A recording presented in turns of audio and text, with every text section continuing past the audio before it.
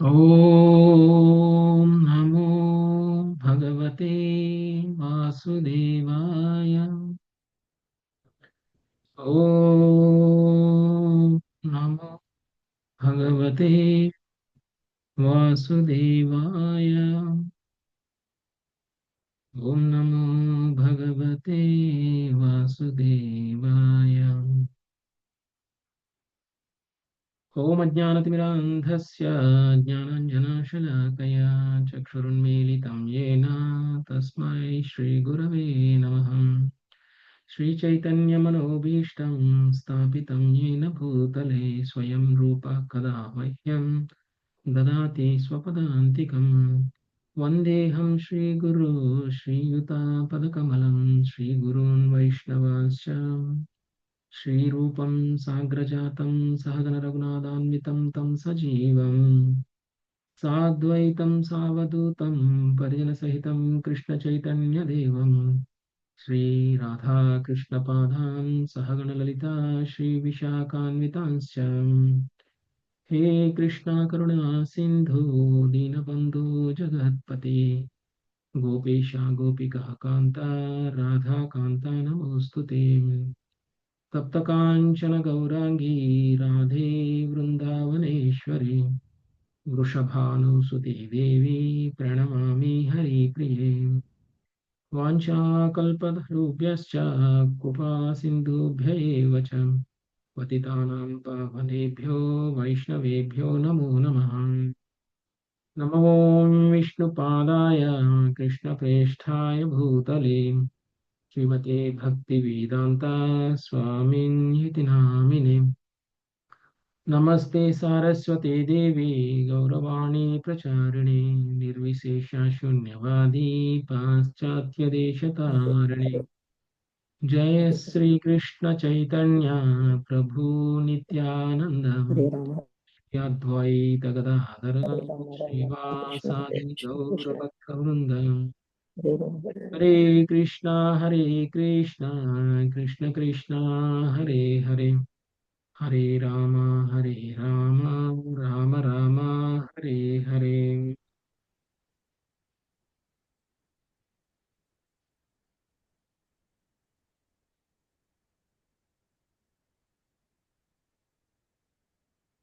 नारायणं नमस्कृत्य नरं चैव नरोत्तमं हरे कृष्ण प्रभु जी दावत प्रणाम प्रभु जी हरे कृष्ण दासं ततो जायमुदीरये। नष्टप्रायेषु अभद्रेषु नित्यं भागवत सेवया भगवते उत्तमश्लोके भक्तिर्भवति नैष्टिकीम्। मूकं करोति वाचालं पङ्गुं लङ्घयते गिरिं यत्कृपातमहं वन्दे परमानन्दमाधवम्। श्रीगुरुं धीरतारिणं श्रीचैतन्यमीश्वरम्। हरे कृष्ण. ఓకే, సో అందరికీ స్వాగతం అండి. ఈరోజు శ్రీమద్ భాగవతం సెషన్కి.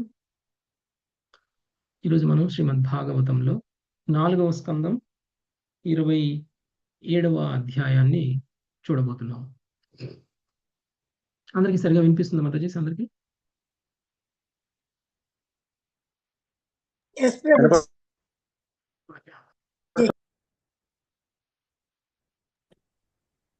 సో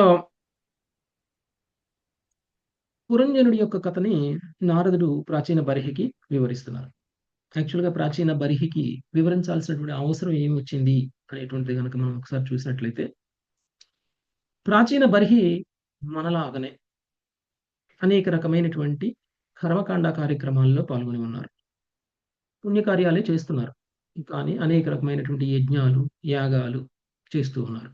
అంతేకాదు, ఈయన చేసేటువంటి ప్రతి యజ్ఞంలో కూడా పశువులను కూడా బలి ఇవ్వడం అనేటువంటిది జరుగుతుంది.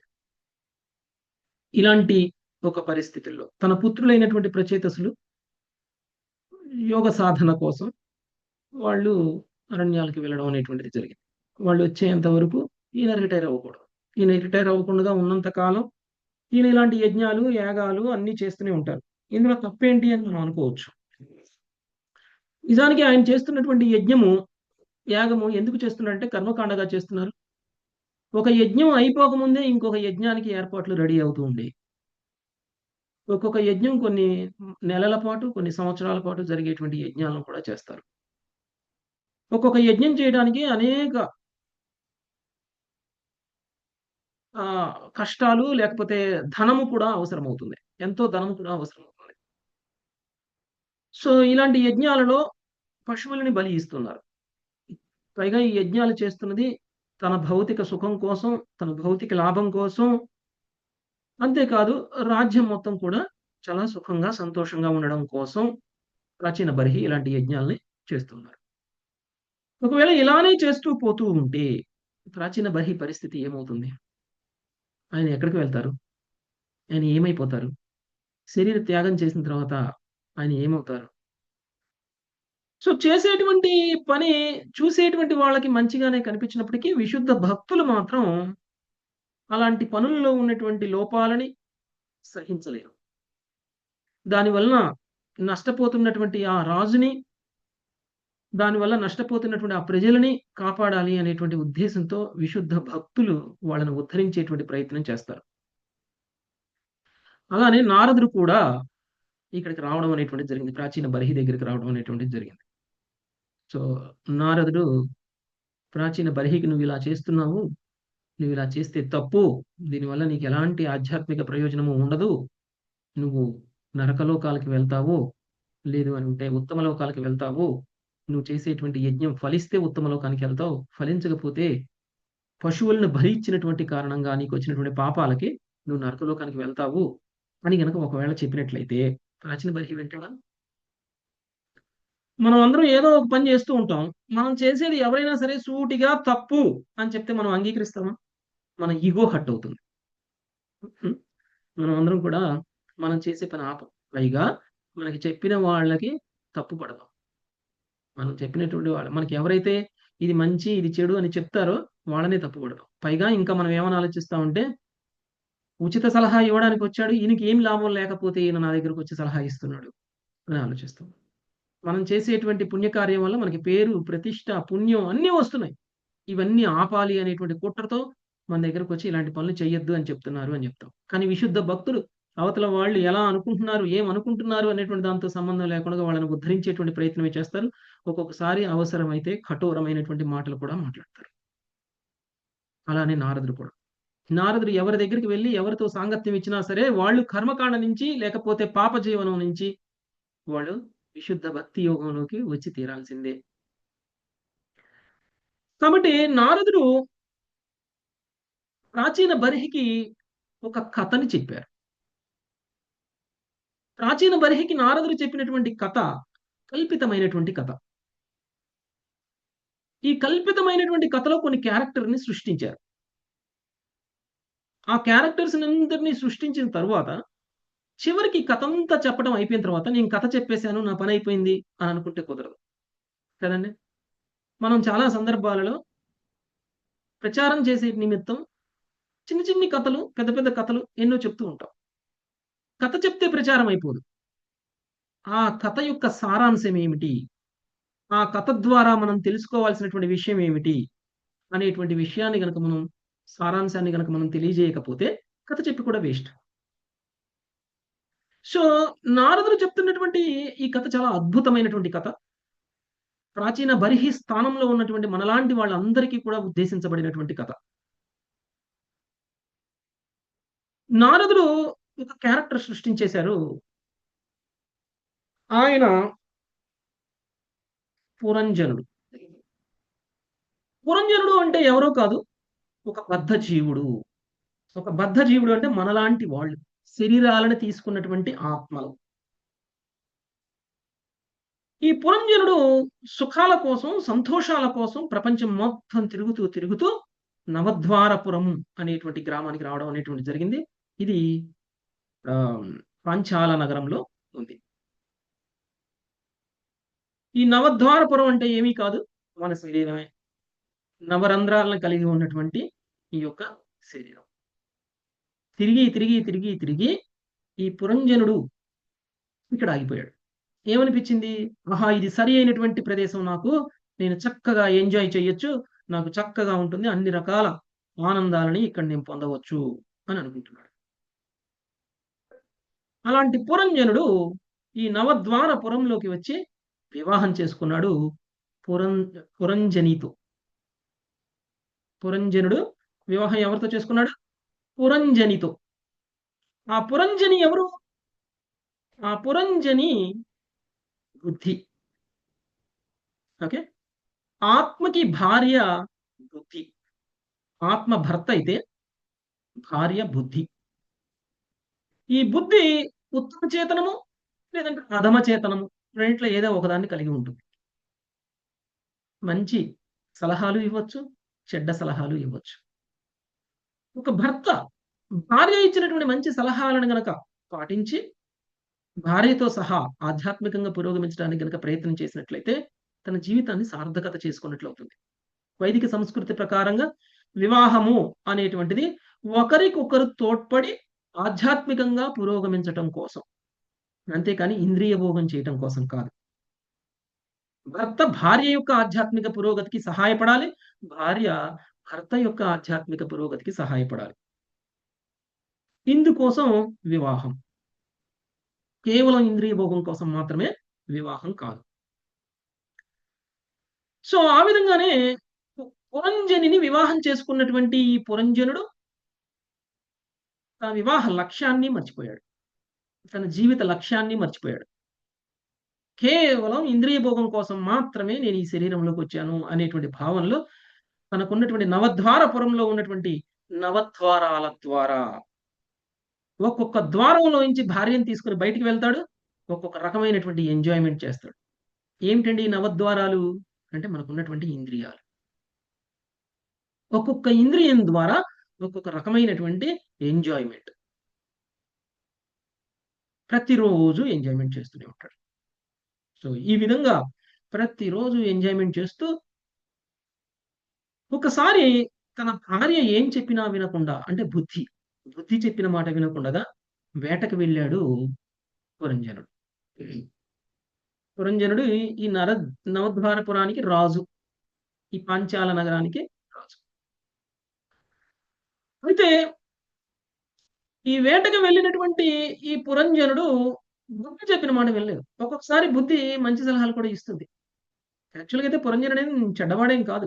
మనం అందరం చెడ్డవాళ్ళమా అండి? మనం ఎవరం చెడ్డవాళ్ళం కాదు. బుద్ధి కలిగినటువంటి వాళ్ళం, తెలివైనటువంటి వాళ్ళం. పైగా మానవ శరీరాన్ని పొందినటువంటి వాళ్ళం. నిజానికి మనం అందరం కూడా పుణ్యాత్ములం. కాబట్టే మనకు మానవ శరీరం వచ్చింది. కొన్ని సార్లు మన ఇంటెలిజెన్స్ చెప్పిన మాటలు మనం వినం. అయితే నారదుడు ఏం చెప్తున్నారు అనంటే, ఈ విధంగా ఈ వ్యక్తి భార్యతో కలిసి అనేక రకాలుగా ఇంద్రియ భోగం చేస్తూ, రమిస్తూ, ఆనందాన్ని పొందుతూ ఉన్నాడు. ఈ విధంగా ఈయన చేస్తున్నటువంటి ఈ పనులలో భాగంగా ఈయన వెళ్ళినటువంటి వేట. వేట అంటే మనం చేస్తున్నటువంటి దైనందిన కార్యక్రమాలు. అందులో పుణ్య కార్యక్రమాలు చేస్తున్నాము, పాప కార్యక్రమాలు చేస్తున్నాం. లేదు అనంటే కొన్ని సందర్భాల్లో భార్య నచ్చనటువంటి వేట ఏముంటుంది అనంటే ఈ వ్యక్తి ఇంకొక స్త్రీతో సాంగత్యం చేయడం లాంటి పనులు. అందుకనే భార్య నచ్చదు. అంటే ఇవన్నీ కూడా కొన్ని పాప కర్మలు కూడా ఉన్నాయి. సో అదే విధంగా పురంజనుడు కూడా ప్రతిరోజు ఇలాంటి వేట కార్యక్రమాలు చేస్తున్నారు. వేటాడడానికి అడవికి వెళ్తారు.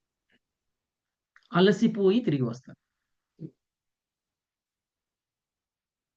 మనం కూడా ప్రతిరోజు బయటికి వెళ్తాం.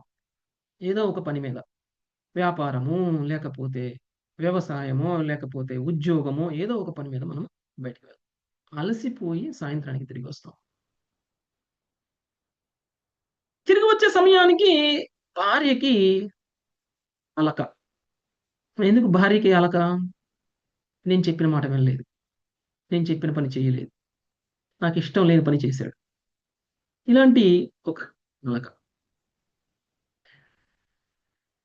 సో భార్య అలకని చూసినటువంటి పురంజనుడు ఏ విధంగా అయినా సరే భార్యను మెప్పించాలి. తిరిగి ఇంద్రియ భోగం చేయాలి. సో వీళ్ళకున్నటువంటి పనల్లా ఏమిటి అనంటే అనేక సంవత్సరాల పాటు భార్యని వశపరుచుకొని, భార్య ద్వారా ఇంద్రియ భోగం చేసి, తను సుఖంగా, సంతోషంగా ఉండాలి. మైథున సుఖంతోటి అనేటువంటిది ఈ పురంజనుడు చేస్తున్నటువంటి పని. అంటే ప్రతి జీవాత్మ, ప్రతి జీవాత్మ చేస్తున్నటువంటి పని ఇదే. నిజానికి చాణక్య పండితుడు చెప్తారు. అందగత్తైనటువంటి భార్య ఉండడం ఆ వ్యక్తికి శాపం. అందగత్తె అయినటువంటి భార్య భర్తకి శత్రువు అని చాణక్య పండితుడు చెప్తారు. అంటే రూపవతి, అందవతి అయినటువంటి భార్యని కలిగి ఉండడం నిజానికి ఆ వ్యక్తికి శాపం లాంటిది. ఆ భార్యే శత్రువు. ఎందుకు? ఎందుకు అంటే తను ఆ అందంలో మునిగిపోయి తన యొక్క బాధ్యతలని, తన యొక్క ఆధ్యాత్మిక ధర్మాన్ని మర్చిపోయి నిరంతరం ఇంద్రియ భోగం చేయటం మీదనే ఆసక్తి చూపిస్తాడు. అలాంటి ఒక పరిస్థితి నుంచి బయటపడేయలేనటువంటి ఆ స్త్రీ శత్రువే అవుతుంది. మనం కష్టాల్లో ఉన్నప్పుడు ఆ కష్టాల నుంచి మనల్ని బయటికి తీసుకురాగలిగినటువంటి వాళ్ళే మన మిత్రులు. అదే మనల్ని ఇంకా ఇంకా కష్టాల్లోకి తోచేస్తే అలాంటి వాళ్ళు మనకి శత్రువులు అవుతారు. స్త్రీ భర్త కళ్ళకి సౌందర్యంగానే కనిపించవచ్చు. కానీ ఆమె గనక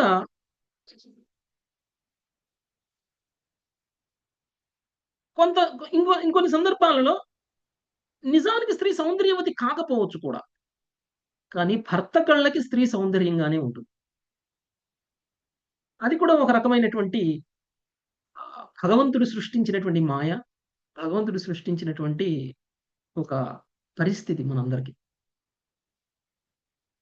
మనకి అందంగా కనపడని స్త్రీ తన భర్తకి మాత్రం అందంగానే కనిపిస్తుంది.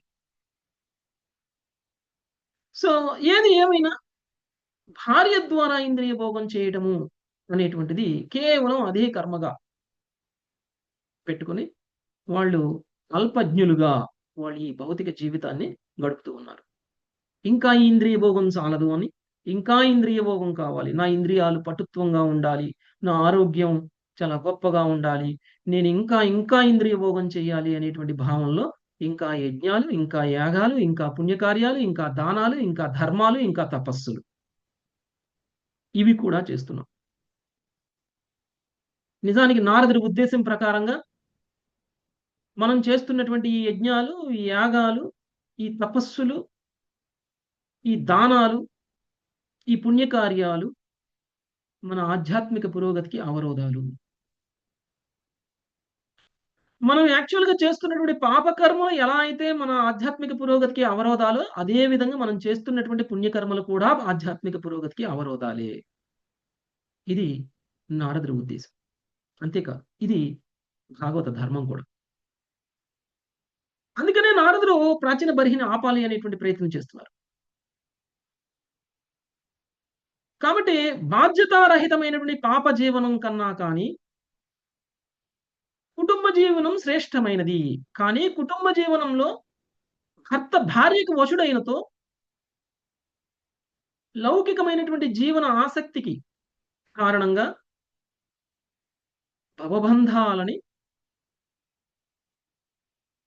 కలిగి ఉండి ఈ యొక్క బద్ధ జీవన స్థితిని వదలలేకపోతున్నాడు జీవుడు. సో ఈ విధంగా ఇంటికి వచ్చినటువంటి పురంజనుని ఏదో ఒక విధంగా ఒప్పించి ఆమె వచ్చేసరికి ఎక్కడుంది అని అంటే నేల మీద పడుకొని ఉంది. ఓకే. సరిగా జుట్టు ముడి వేసుకోలేదు, సరిగా బట్టలు కూడా కట్టుకోలేదు. భర్త మీద అలిగి ఉన్నటువంటి స్త్రీ ఎలా ఉంటుందో అలా ఉంది భర్త వచ్చేసరికి. కానీ భర్త తెలియగలవాడు కదా, ఏదో ఒక రకంగా తను మెప్పించి, తను లేపి, తన స్నానానికి పంపించి, చక్కగా బట్టలు వేయించుకొని, నీట్‌గా మళ్ళీ రూపవతిగా, సౌందర్యవతిగా మార్చి మళ్ళీ ఇంద్రియ భోగం చేయడం. సో, ఈ విధంగా పురంజనుడి యొక్క జీవితం జరుగుతూ ఉంది. సో, మనిషి గృహస్థ జీవనంలోకి ప్రవేశించిన తరువాత ఏ విధంగా పతనం చెందుతాడు అనేటువంటి దానికి పురంజనుడి యొక్క జీవితము ఒక ఉదాహరణ. ఈ పురంజనుడు కృష్ణ భక్తి భావనలో పురోగమించడం కోసం తన భార్యతో ఉన్నటువంటి సంబంధాన్ని గనక ఉపయోగించుకున్నట్లయితే నిజమైనటువంటి ఉపయోగకరమైనటువంటి జీవితాన్ని గడుపుతున్నట్లవుతుంది. తనను తాను ఉద్ధరించుకునేటువంటి ప్రయత్నం చేసినట్లవుతుంది. కానీ ఈ పురంజనుడు అలాంటి పని చేయట్లేదు. వృధా శ్రమగా అవుతుంది. తను ఏమాత్రం పురోగమించకుండగా ఆధ్యాత్మికంగా కృష్ణ భక్తి భావనలో పురోగమించకుండగా తన శ్రమంతా కూడా వృధాగా పోతుంది.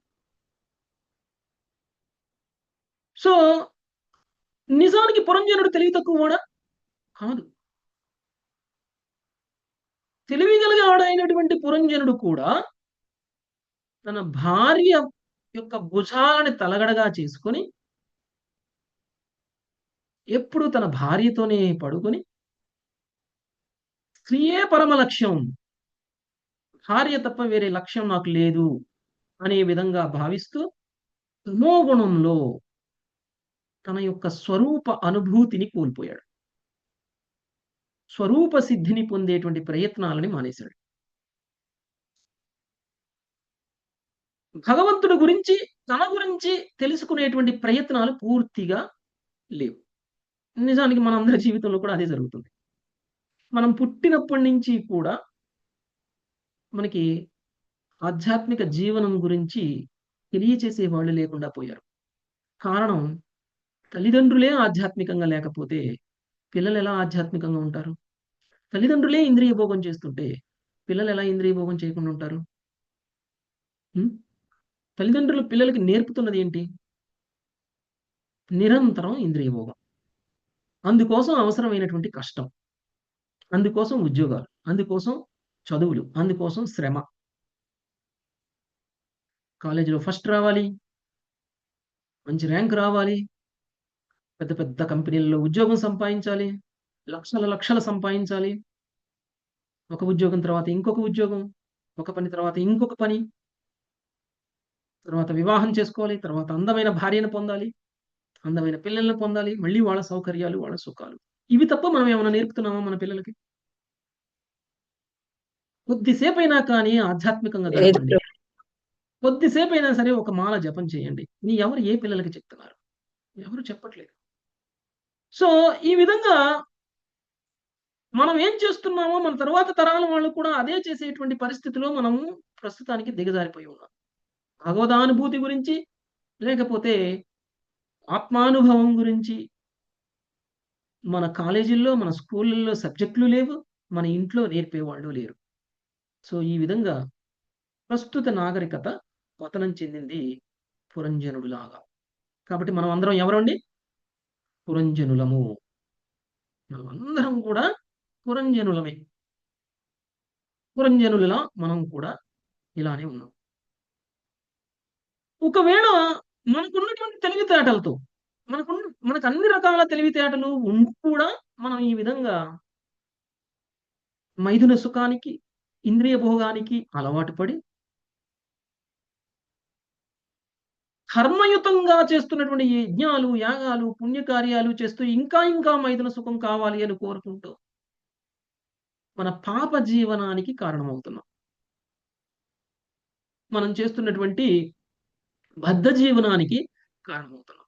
ఆత్మానుభూతి కోసం ఉద్దేశించబడినటువంటి మానవ జీవితాన్ని ఇలాంటి ఒక పాప జీవనంలో గడిపేస్తాం. ఒకవేళ గనక మనం మహాత్ముల యొక్క సాంగత్యంలో గనక వచ్చాము అనంటే, ఇలాంటి నారదుడు లాంటి మహాత్ముల యొక్క సాంగత్యంలోకి వచ్చాము అనంటే, మనం చేస్తున్న తప్పేంటో మనకి వాళ్ళు హెచ్చరించి మరీ చెప్తారు. పురంజనుడికి తెలియదు ఇప్పుడు. నారదుడు చెప్తున్నటువంటి కథ పురంజనుడి కోసం అని. సారీ. ప్రాచీన బర్హికి తెలియదు. నారదుడు చెప్తున్నటువంటి పురంజనుడి కథలో పురంజనుడు ప్రాచీన బర్హి అనేటువంటి విషయం ఆయనకి తెలియదు. చివరికి చెప్తాడు. కథ అంతా అయిపోయిన తర్వాత ఇప్పటి వరకు నేను చెప్పిన కథలో పురంజనుడు నీలాంటి వాడే అని చెప్తాడు. ఓకే, నువ్వు ఏమైతే చేస్తున్నావో అలాంటి పనులే చేశాడు పురంజనుడు కూడా. కాబట్టి అతి విలువైనటువంటి ఈ మానవ జీవితంలో మనకున్నటువంటి బుద్ధిని ఉపయోగించి మనం గనక మహాత్ముల సాంగత్యంలోకి వచ్చినట్లయితే మనం ముక్తి ద్వారానికి వెళ్ళగలుగుతాము. అలా కాకుండా స్త్రీ సంగులమైనట్లయితే స్త్రీలతో ప్రత్యక్షంగా లేకపోతే పరోక్షంగా గనక సంబంధాన్ని కలిగి ఉన్నట్లయితే నరకానికి వెళ్తాం. కొంతమంది అనుకోవచ్చు, నాకు వివాహం అవ్వలేదు, నేను బ్రహ్మచారిని, నాకు స్త్రీ సాంగత్యం లేదు అని అనుకోవచ్చు. మన ఆలోచనలలో కూడా స్త్రీ సాంగత్యం ఉండకూడదు. ఇక్కడ స్త్రీ స్త్రీ స్త్రీ అనేటువంటి పదాన్ని ఉపయోగిస్తే పురుషులకు ఉద్దేశించి చెప్తున్నాను అని మీరు అనుకోవచ్చు. పురుషుల సాంగత్యాన్ని కూడా స్త్రీలు పొందడం అలాంటి ప్రమాదమే. పురుషులు అంటే ఇక్కడ పురంజనుడు పురుషుడిగా చూపిస్తున్నాం కాబట్టి స్త్రీ సాంగత్యం గురించి చెప్తున్నాం. అదే పురంజనుడు ఒక స్త్రీ శరీరంలోకి వెళ్తే తనకి పురుష సాంగత్యం కూడా శత్రుత్వంతో సమానమే. అంటే ఒక జీవుడు తన ఆపోజిట్ సెక్స్ ఎవరైతే పురుషుడైతే స్త్రీతోటి, స్త్రీ అయితే పురుషుడితోటి ఉన్నటువంటి ఈ ఆకర్షణ వల్ల కలిగినటువంటి సుఖం నరక ద్వారానికి తీసుకువెళ్తుంది, మనల్ని నరకానికి తీసుకువెళ్తుంది. ఓకే, సో ఒకవేళ పురంజనుడికి ఉన్నటువంటి తెలివితేటలతో, ఈయన యాక్చువల్గా మహాత్ముడు, ఈయన గొప్పవాడు పురంజనుడు. గొప్పవాడైనటువంటి ఈ పురంజనుడు బుద్ధిమంతుడు, ఉన్నత చైతన్యాన్ని కనుక ఉపయోగించినట్లయితే, తనకున్నటువంటి ఉన్నత చైతన్యాన్ని లేదని కాదు, ఉంది, ఉన్నత చైతన్యాన్ని కనుక ఉపయోగించినట్లయితే, కానీ ఇప్పుడు ఆ ఉన్నత చైతన్యం ఒక స్త్రీ యొక్క ఆకర్షణతోటి కప్పబడిపోయింది. ఎప్పుడైతే ఆ స్త్రీ యొక్క ఆకర్షణని మనం తీసి పక్కన పెడతామో అప్పుడు మన ఉన్నత చైతన్యం బయటకు వస్తుంది. కానీ పురంజనుడి యొక్క ఉన్నత చైతన్యం స్త్రీ ఆకర్షణతో కప్పబడిపోయి ఉంది. ఒకవేళ గనక ఆయన ఆ ఉన్నత చైతన్యాన్ని గనక వాడినట్లయితే మహాత్ముల యొక్క సాంగత్యంలోకి వస్తాడు, విశుద్ధ భక్తుల సాంగత్యంలోకి వస్తాడు. ఆధ్యాత్మిక పురోగతి అనేటువంటిది స్టార్ట్ అవుతుంది. తన జీవితం చాలా గొప్పగా మారిపోతుంది. జీవిత ఉద్దేశం పూర్తిగా నెరవేర్చుకోగలిగిన వాడవుతాడు. నిజానికి 10వ స్కందంలో, శ్రీమద్ భాగవతంలో 10వ స్కందంలో ఒక వ్యక్తి తన స్త్రీ సాంగత్యంలోకి రావడం వల్ల ఎలా పతనం చెందుతాడు అనేటువంటి విషయాన్ని మనకి వివరంగా విశ్వనాథ్ చక్రవర్తి పర్పోట్లో తెలియచేయడం అనేటువంటి జరిగింది. ఒక ఒక ఒక ఒక శ్లోకం యొక్క పర్పోట్లో, భాష్యం. అంటే ఇది స్త్రీ పురుషుల పట్ల, లేకపోతే పురుషుడు స్త్రీ పట్ల కలిగినటువంటి ఆకర్షణ ద్వారా ఎన్ని స్థాయిల్లో పతనం చెందుతాడు. మొత్తం 10 స్థాయిలు చెప్పారు. 10 స్టేజెస్ ఉంటాయి. పతనానికి 10 స్టేజెస్. మనము ఏ స్టేజ్‌లో ఉన్నామో మనల్ని మనం చెక్ చేసుకోవచ్చు. ఆ స్టేజ్‌లో నుంచి మనం బయటకు వచ్చేటువంటి ప్రయత్నం కూడా మనం చేయొచ్చు.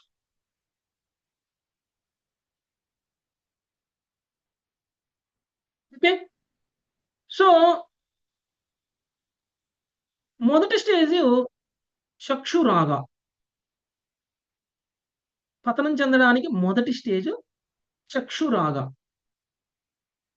చక్షురాగ స్టేజ్ అంటే కళ్ళ ద్వారా చూసి ఆకర్షణని పొందడం. ఇది ఒక వ్యక్తి తన ఆపోజిట్ సెక్స్ తోటి ఉన్నటువంటి సంబంధాన్ని ఏర్పరచుకోవడానికి మొదటి స్టేజ్ ఏమిటి అని అంటే చక్షురాగ స్టేజ్. ఇక రెండవది చిత్తసంగ. మొదటి స్టేజ్‌లో చూసేసాము, వదిలేసాము అన్నంత వరకు బానే ఉంటుంది. నిజానికి తెలివిగలవాడు సార్ చూసాడనుకోండి, అయ్యో నేను పొరపాటున చూసేసాను, ఇంకోసారి చూడకూడదు అని అనుకుంటాడు. అది యాక్సిడెంటల్‌గా జరుగుతుంది. కొన్ని కొన్ని అందాలను చూడకూడదు మనం. కానీ చూసామనుకోండి, పొరపాటున చూసాము అనుకోని అక్కడితో వదిలేయాలి. కానీ మళ్ళొకసారి చూద్దాము అని అనుకుంటే వాడు తెలియగలవాడా? కొంచెం బుద్ధిహీనుడు అనమాట. రెండోసారి చూసిన వాడు సరే ఏదో నా బుద్ధి గడ్డి తిన్నది. ఒక్కసారే యాక్సిడెంటల్‌గా చూశాను. కానీ మళ్ళీ రెండోసారి మళ్ళొకసారి చూద్దాం అని అనిపిచ్చి బుద్ధి నాకలా చెప్పి నేను అలా చేశాను. నా బుద్ధి తప్పుదోవ పట్టించింది నన్ను. కానీ ఇప్పుడైనా సరే నన్ను నేను సరిదిద్దుకొని ఇక చూడడం మానేయాలి అని అనుకుంటే తెలివిగలవాడవుతాడు. కానీ మళ్ళోసారి మూడోసారి చూసాడంటే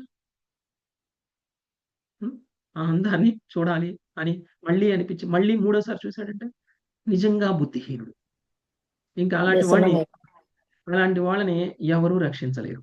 ఎవరు కాపాడలేరు. ఎప్పుడైతే ఈ చక్షురాగా మనకి చిత్తసంగగా మారుతుందో మనం పతనం చెందడం మొదలుపెట్టాము అని అర్థం. చిత్తసంగ అంటే కళ్ళతో అసోసియేషన్ నుంచి మైండ్‌తో అసోసియేషన్ వరకు వెళ్ళిపోయినట్టు. ఓకే. మన చిత్తంలోకొచ్చేసింది. మనం చూసినటువంటి వస్తువు, మనం చూసినటువంటి విషయం మన చిత్తంలోకొచ్చేసింది. ఇది రెండవ స్థానం. రెండవ స్థాయి. పతనంలో రెండవ స్థాయి. మూడవ స్థాయి సంకల్ప. చిత్తంలోకొచ్చింది వదిలేస్తే బానే ఉంటుంది. కానీ ఒకసారి చిత్తంలోకొస్తే సంకల్పం తీసేసుకుంటాం. డిటర్మినేషన్. ఫుల్ 100% సంకల్పం తీసేసుకుంటాం. నేను పొందాల్సిందే. ఇది నేను పొందాల్సిందే అనేటువంటిది. ఇది మూడవ స్థాయి. ఆ తరువాత స్థాయి నిద్రాచేద్. అంటే ఈ ఆలోచనలతోటి మనకి నిద్ర కూడా పట్టదు. నిద్రని కోల్పోతాం. అంటే ఇవన్నీ సింప్టమ్స్ అండి. మనం పతనం చెందేటువంటి సింప్టమ్స్. ఈ సింప్టమ్స్‌ని గనక మనం గ్రహించినట్లయితే అయ్యో! నేను తప్పులో ఉన్నాను. నేను తప్పు చేస్తున్నాను. ఎవరికైనా సరే ఒక ఆలోచనతోటి నిద్ర పట్టట్లేదు అనంటే వాళ్ళు పడిపోయే మెట్టులో నాలుగో మెట్లోకొచ్చారు అని అర్థం. ఓకే. నిద్రాచేద్ అంటే మనం నిద్రను కోల్పోతాం. నిద్రలో కూడా అవే ఆలోచనలొస్తాయి. తర్వాత స్టేజు తనూథ.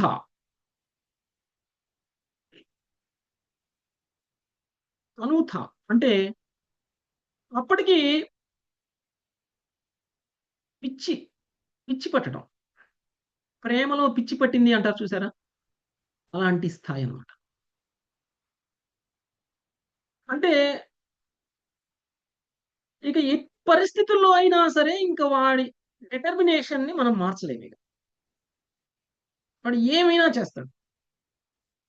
ఒకవేళ నాకు దక్కలేదు అని అనుకుంటే దాన్ని పాడు చేయడానికి కూడా సిద్ధపడిపోతాడు. ఓకే. నేనిది కోరుకున్నాను. కోరుకున్నది దక్కించుకోవాలి అనేటువంటి ప్రయత్నం చేస్తున్నాను. కానీ కోరుకున్నది దక్కకపోతే ఇంకెవరికీ దక్కకూడదు. ఇలాంటి ఒక ఉన్మాద స్థితి. ఒక ఒక ఒక ఒక ప్రత్యేకమైనటువంటి స్థితి. అది అప్పటికది ఉన్మాదంగా మారకపోవచ్చు. అంటే బయటపడకపోవచ్చు. కానీ మ్యాడ్ అయిపోతాడన్నమాట. పాగలైపోతాడు. అలాంటి ఒక స్థితి. అది ఐదవ స్థితి. ఆరవ స్థితి విషయ నివృత్తి. విషయ నివృత్తి అంటే ఇక వానికి కళ్ళ ముందు ఆ ఇంద్రియార్థం తప్ప ఇక ఏమీ కనపడదు. మన మధ్యనే ఉంటాడు. కానీ మనతో ఉండడు. తన బాధ్యతలను మర్చిపోతాడు. తను చేయాల్సిన డ్యూటీని మర్చిపోతాడు. ఎందుకు నేను మార్నింగ్ లేచి ఈవినింగ్ వరకు ఒకవేళ ఉద్యోగం చేసే స్థితిలో ఉన్నాడే అనుకుంటున్నాం. ఇప్పుడు ఆఫీస్‌కి వెళ్ళాలి, పని చేయాలి అనే విషయం కూడా మర్చిపోతాడు. తన బాధ్యతనే కంప్లీట్‌గా మర్చిపోతాడు. తను చేయాల్సిన పనులు చెయ్యడు. ఓకే. కాలేజీకి పోయి చదువుకోరా అంటే కాలేజీకి గూడా పోడు. ఆ బస్ స్టాండ్ దగ్గరనో, ఆ సినిమా హాల్ దగ్గరనో కూర్చుంటాడు. ఆ అమ్మాయి ఎప్పుడొస్తుందా? ఎప్పుడు చూడాలా ఆమెని అని. ఎప్పుడు మాట్లాడాలా అని. ఇది విషయ నివృత్తి స్థాయి. ఆ తరువాత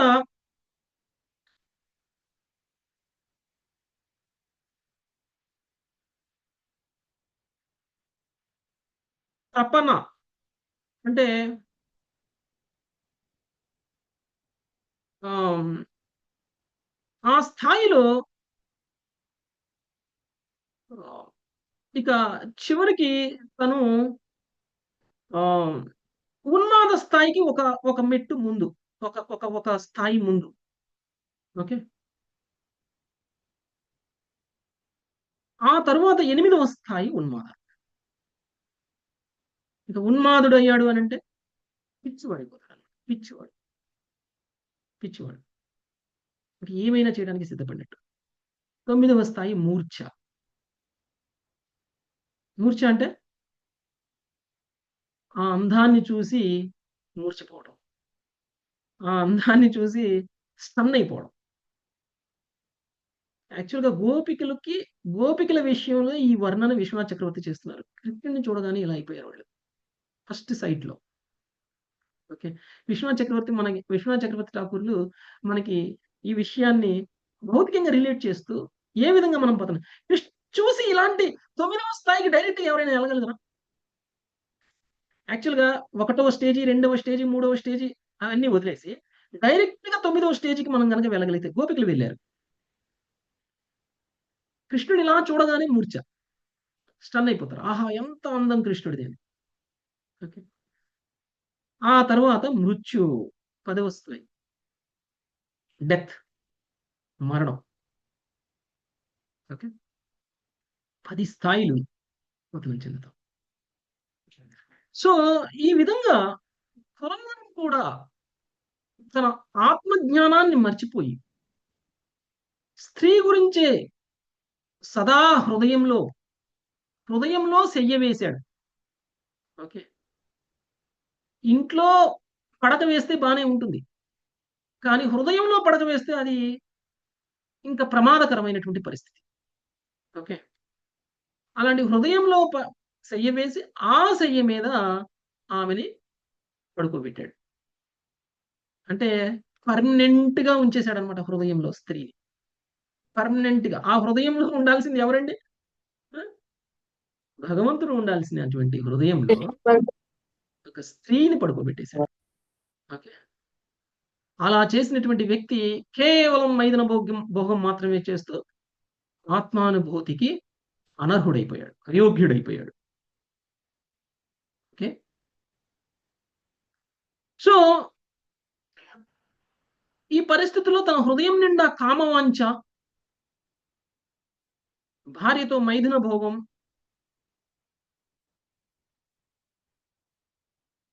చేస్తూ తన యొక్క ఆయుష్షు అర్ధ జీవితం గడిచిపోయింది. అర్థం కూడా కాలేదు. ఓకే. అర్థం కూడా కాలేదు. నా ఆయుష్షు తగ్గిపోతుంది. నేను ముసలవాడినయిపోతున్నాను అనేటువంటి విషయం కూడా తెలియలేదు. శరీరము అనేటువంటిది క్షీణించిపోవడము అనేటువంటిది ఏదైతే ఉందో అది ఆయుష్షు తగ్గటం. ఓకే. మరి అలా తగ్గిపోయే ఆయుష్షు ఉన్నటువంటి శరీరాన్ని ఈ పురంజనుడు ఎందుకు తెచ్చుకున్నాడు? ఎంజాయ్ చేద్దామని కదా! ఈ శరీరాన్ని పురంజనుడు తెచ్చుకుంది. పురంజనుడు ఈ శరీరంలోకి ఎందుకొచ్చాడు? ఎంజాయ్ చేయాలి అని వచ్చాడు. అలాంటి శరీరం యొక్క ఆయుస్సు క్షీణిస్తుంది. నిజానికి భగవంతుడు మనకి ఈ శరీరాన్ని ఎందుకిచ్చారు అనంటే ఆత్మ యొక్క పురోగతి కోసం ఇచ్చారు. మనం ఇప్పుడు అమెరికా వెళ్ళాలి అని అనుకుందాం. అమెరికా వెళ్ళడానికి మనకేం కావాలి? సత్యవతి మాతాజీ తెలుసు. ఏం కావాలి మాతాజీ మీకు అమెరికా వెళ్ళాలంటే? వీసా కావాలి ప్రభుజీ. అమెరికా కావాలంటే పాస్‌పోర్ట్, వీసా వీసా. కావాలి. పాస్‌పోర్ట్, వీసా కావాలి. పాస్‌పోర్ట్, వీసా కావాలి. వీసా కావాలి. పాస్‌పోర్ట్ ఉన్నా పోలేరు. వీసా కంపల్సరీ కావాలి. ఓకే. నాకు ఉంది పాస్‌పోర్ట్. ఓకే. వీసా ఇక్కడ కావాలి. ఉన్నోళ్ళందరికీ ఉంది పాస్‌పోర్ట్. వీసా కావాలి. వీసా లేకపోతే అమెరికా వెళ్ళలేము. అలానే ఈ పురంజనుడు ఈ భౌతిక విషయంలోకొచ్చాడు. ఇక్కడి నుంచి ఆధ్యాత్మిక విశ్వానికి వెళ్ళాలంటే ఏం కావాలి? ఈ శరీరం కావాలి. మానవ శరీరం కావాలి. భగవంతుడు మానవ శరీరం. అంటే భగవంతుడు మనకి మానవ శరీరాన్ని వీసాగా ఇచ్చారు. మానవ శరీరం ఉంటే ఎళ్ళొచ్చు ఆధ్యాత్మిక విశ్వానికి. మానవ శరీరం లేకపోతే వెళ్ళలేము. అయితే నాకు వీసా ఉంది అని చెప్పుకుంటే అమెరికా వెళ్ళినట్టేనా? వీసాకు కూడా ఒక గడువు ఉంటుంది. ఉంటుందా మాతాజీ? ఇన్ని రోజులే గడువు అని అంటారు. గడువు అయిపోయిన తర్వాత ఏం చేస్తారండి? ప్రభుజీ ఏం చేస్తారు? ఎక్స్పైర్ అయిపోయిందమ్మా నీ వీసా, మళ్ళీ మళ్ళీ వీసా పెట్టుకోవాలి, మళ్ళీ అప్లై చేయాలి. మళ్ళీ వీసా తెచ్చుకో అంటారు. వీసా ఎక్స్పైర్ అయిన దాకా మనం కనుక కొత్త వీసా తెచ్చుకోలేదు అనుకోండి, ఏమవుతుంది? గెంటేస్తారు. అమెరికాలో ఉన్నా ఇండియాకి రావాల్సిందే. ఒకవేళ అదే వీసా తోటి ఇండియాలోనే ఉన్నా కానీ ఆ వీసాని యూజ్ చేసుకోకపోతే మనం అమెరికా వెళ్ళలేము. మనం అమెరికా వెళ్ళాలి అని రియలైజ్ అయ్యే టయానికి వీసా ఎక్స్పైర్ అయిపోయింది అనుకోండి, వెళ్ళలేము. అలానే ఈ శరీరం ఉంది, కానీ మనం రియలైజ్ అవ్వట్లేదు. ఈ శరీరాన్ని ఉపయోగించుకొని మనము ఆధ్యాత్మిక లోకానికి వెళ్ళాలి అని ఉపయోగం. మనం రియలైజ్ అవునంత మాత్రాన ఎక్స్పైరీ డేట్ దగ్గరికి రాదా? మనకి తెలియట్లేదు ఈ శరీరాన్ని ఎలా ఉపయోగించుకోవాలి అని. అలా అని మనం ఈ వీసాను ఎలా ఉపయోగించుకొని అమెరికా పోవాలని తెలియట్లేదు. అలా అని వీసా ఎక్స్పైర్ అవ్వదా? వీసా కూడా ఎక్స్పైర్ అయిపోతుంది. అలానే శరీరం కూడా ఎక్స్పైర్ అయిపోతుంది. ఇప్పుడు అదే పరిస్థితిలో ఉన్నాడు పురంజనుడికి ఇవ్వబడినటువంటి శరీరాన్ని ఎలా ఉపయోగించుకోవాలో అలా ఉపయోగించుకోనంత మాత్రాన ఎప్పుడూ యవ్వనంగానే ఉంటాడా పురంజనుడు? ఉన్నాడు. తన ఆయుష్ సగం పూర్తయిపోయింది. ఆయుష్ మొత్తం సగం పూర్తయిపోయింది. అంటే ఒక మనిషికి 100 సంవత్సరాల ఆయు పరిమాణం ఉంటే పురంజనుడి వయసు ఎంతకు వచ్చింది ఇప్పుడు? 50 సంవత్సరాలు దాటిపోయింది ఇంద్రియ భోగంలో. ఓకే, అది పురంజనుడి యొక్క పరిస్థితి. సో ఎలా అంటే ఈ భౌతికమైనటువంటి ఈ శరీరము ఇప్పుడు మనం చెప్పుకున్నట్లు ఒక వీసాలా ఉపయోగించుకోకపోతే ఈ శరీరమే ఎలా అవుతుందంటే ఒక తడిగుడ్డ లాంటిది అనమాట. ఒక తడిగుడ్డలాగా. తడిగుడ్డను పిండితే ఏమవుతుందండి?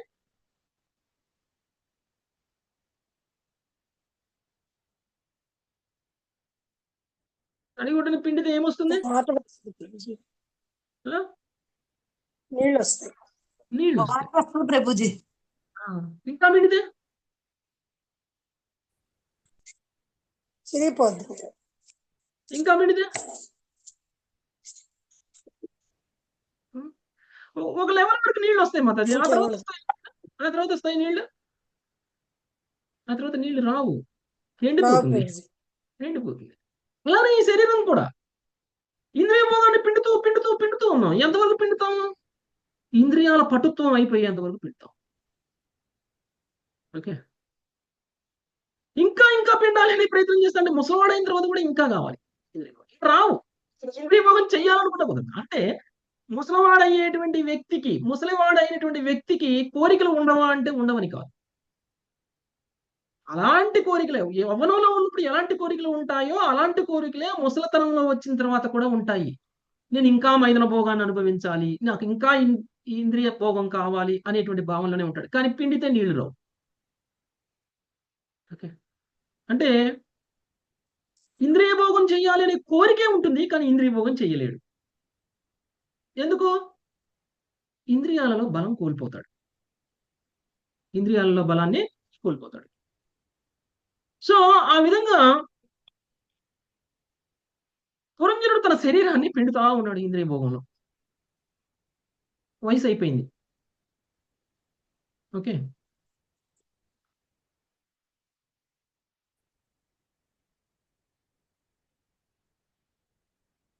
మనకి ఈ ఇంద్రియ భోగం వల్ల మనకి కలుగుతున్నటువంటి నష్టాన్ని మనము అర్థం చేసుకోలేకపోతున్నాం. ఎలా అంటే గర్భంలో ఉన్నటువంటి ఒక శిశువు తల్లికి చాలా ఆనందాన్ని కలిగిస్తుంది. అవునండి? గర్భవతి అవగానే స్త్రీ ఎంత ఆనందపడుతుంది?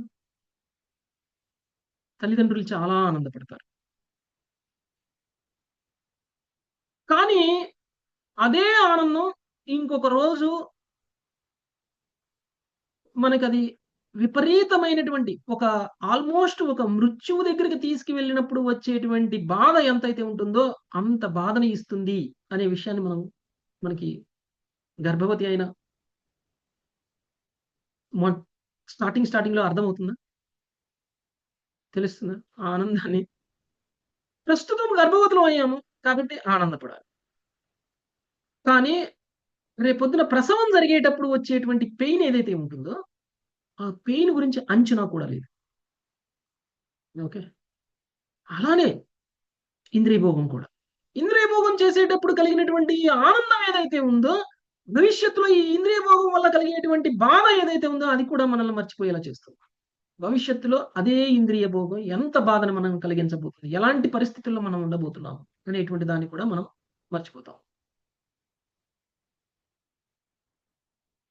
అంటే మనకి ఆ ఆనందాన్ని అనుభవించేటప్పుడు తెలియకపోయినంత మాత్రాన భవిష్యత్తులో కలగబోయేటువంటి బాధ, ఆ బాధ కలగకుండా ఉండదు. సో, ఈ విధంగా ప్రకృతి నియమాలని అనుసరించి మానవ శరీరం ఎక్స్‌పైరీ డేట్ అనేటువంటిది వచ్చేస్తూనే ఉంటుంది. దగ్గర పడుతూనే ఉంటుంది. సో, ఆ విధంగానే ఇంద్రియ భోగంలో ఉన్నటువంటి మైథున సుఖాన్ని అనుభవిస్తూ ఉన్నటువంటి పురంజనుడి యొక్క వయసు కూడా అయిపోయింది. మృత్యువు అనేటువంటిది మనం చదరంగం ఆడతాం కదండీ! చదరంగం, చెస్ ఆట ఆడతాం కదా! చెస్ ఆట ఎప్పుడు కంప్లీట్ అయిపోయినట్టు? హ్మ్. ఆట ఎప్పుడు కంప్లీట్ అవుతుంది? ఇద్దరు చదరంగం ఆడతారు. ఎవరో ఒకళ్ళు గెలవాలి. ఎప్పుడు ఒకళ్ళు గెలిసినట్టు, వాళ్ళు ఓడినట్టు, ఇంకొకళ్ళు ఓడినట్టు డిక్లేర్ చేస్తారు. రాజుని అవతల రాజు రాజుని ఏం చేయాలి? రాజుని చంపేయాలా? రాజు రాజు చనిపోయే వరకు ఆడుతుంటారు.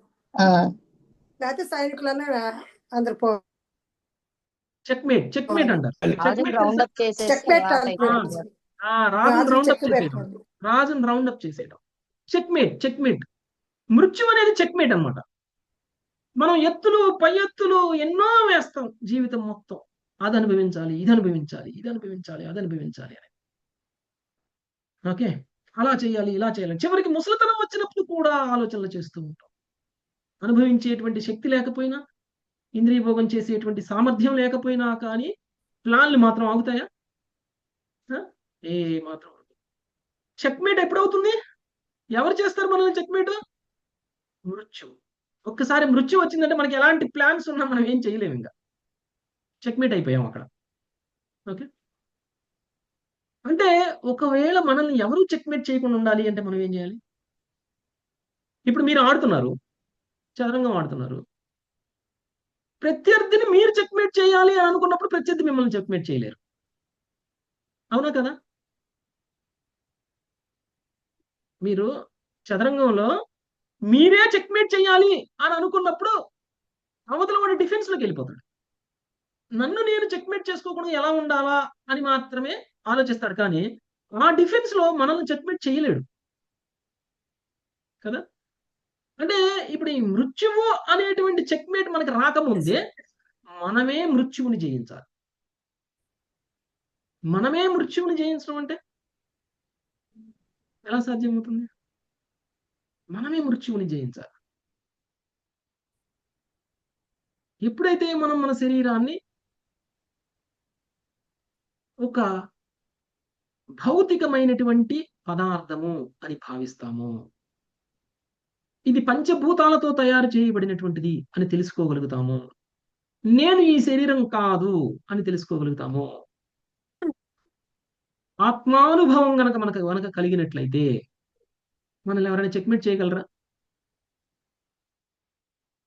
మరణం మనకి బాధను కలిగిస్తుందా? భక్తుడికి మరణం బాధను కలిగించదు. భక్తుడికి ఈ శరీరం అయితే ఏంటి, ఇంకే శరీరం అయితే ఏంటి భక్తి చేయడానికి. భక్తుడికి తెలుసు ఈ శరీరం పోతే ఇంకో శరీరం వస్తుందని. ఇది కేవలం అశాశ్వతమైనటువంటి ఒక తొడుగు మనకి. కొంతకాలానికి ఇవ్వబడింది. మనందరికీ అనేక రూపాలున్నాయి. ఒక్కొక్కళ్ళకి ఒక్కొక్క రూపం ఉంది. ఒక్కొక్క వస్తువుకి ఒక్కొక్క రూపం ఉంది. సో, ఇవన్నీ కూడా అశాశ్వతమైనటువంటివి. ఒక చెక్కని తీసుకుంటే చెక్కతోటి దర్వాజా చేయొచ్చు, కిటికీ చేయొచ్చు, ఇంకేదైనా చేయొచ్చు. అదే చెక్కతోటి. ఒక బొమ్మను తయారు చేయవచ్చు. ఇటుకలు తీసుకుంటే ఇటుకలతోటి ఒక ఇల్లు కట్టవచ్చు, ఒక మందిరం కట్టవచ్చు, ఒక ఫ్యాక్టరీ కట్టొచ్చు, ఏదైనా కట్టొచ్చు. ఆ విధంగా పంచభూతాలతో నిర్మితమైనటువంటి ఈ శరీరము అనేక రూపాలలో ఉంది. కానీ ఆ రూపము శాశ్వతం కాదు. ఆ శరీరం యొక్క ఆత్మ శాశ్వతం. మనం గనక ఆత్మజ్ఞానాన్ని గనక పొందగలిగినట్లయితే ఆత్మానుభవం పురోభివృద్ధి కోసం, ఆధ్యాత్మికమైనటువంటి పురోభివృద్ధి కోసం మనం గనక ప్రయత్నాలు చేసినట్లయితే మనల్ని మృత్యువు జయించలేదు. ఒక భక్తుడిని మృత్యువు జయించలేదు. భక్తుడే మృత్యువుని జయిస్తాడు. ఎలా?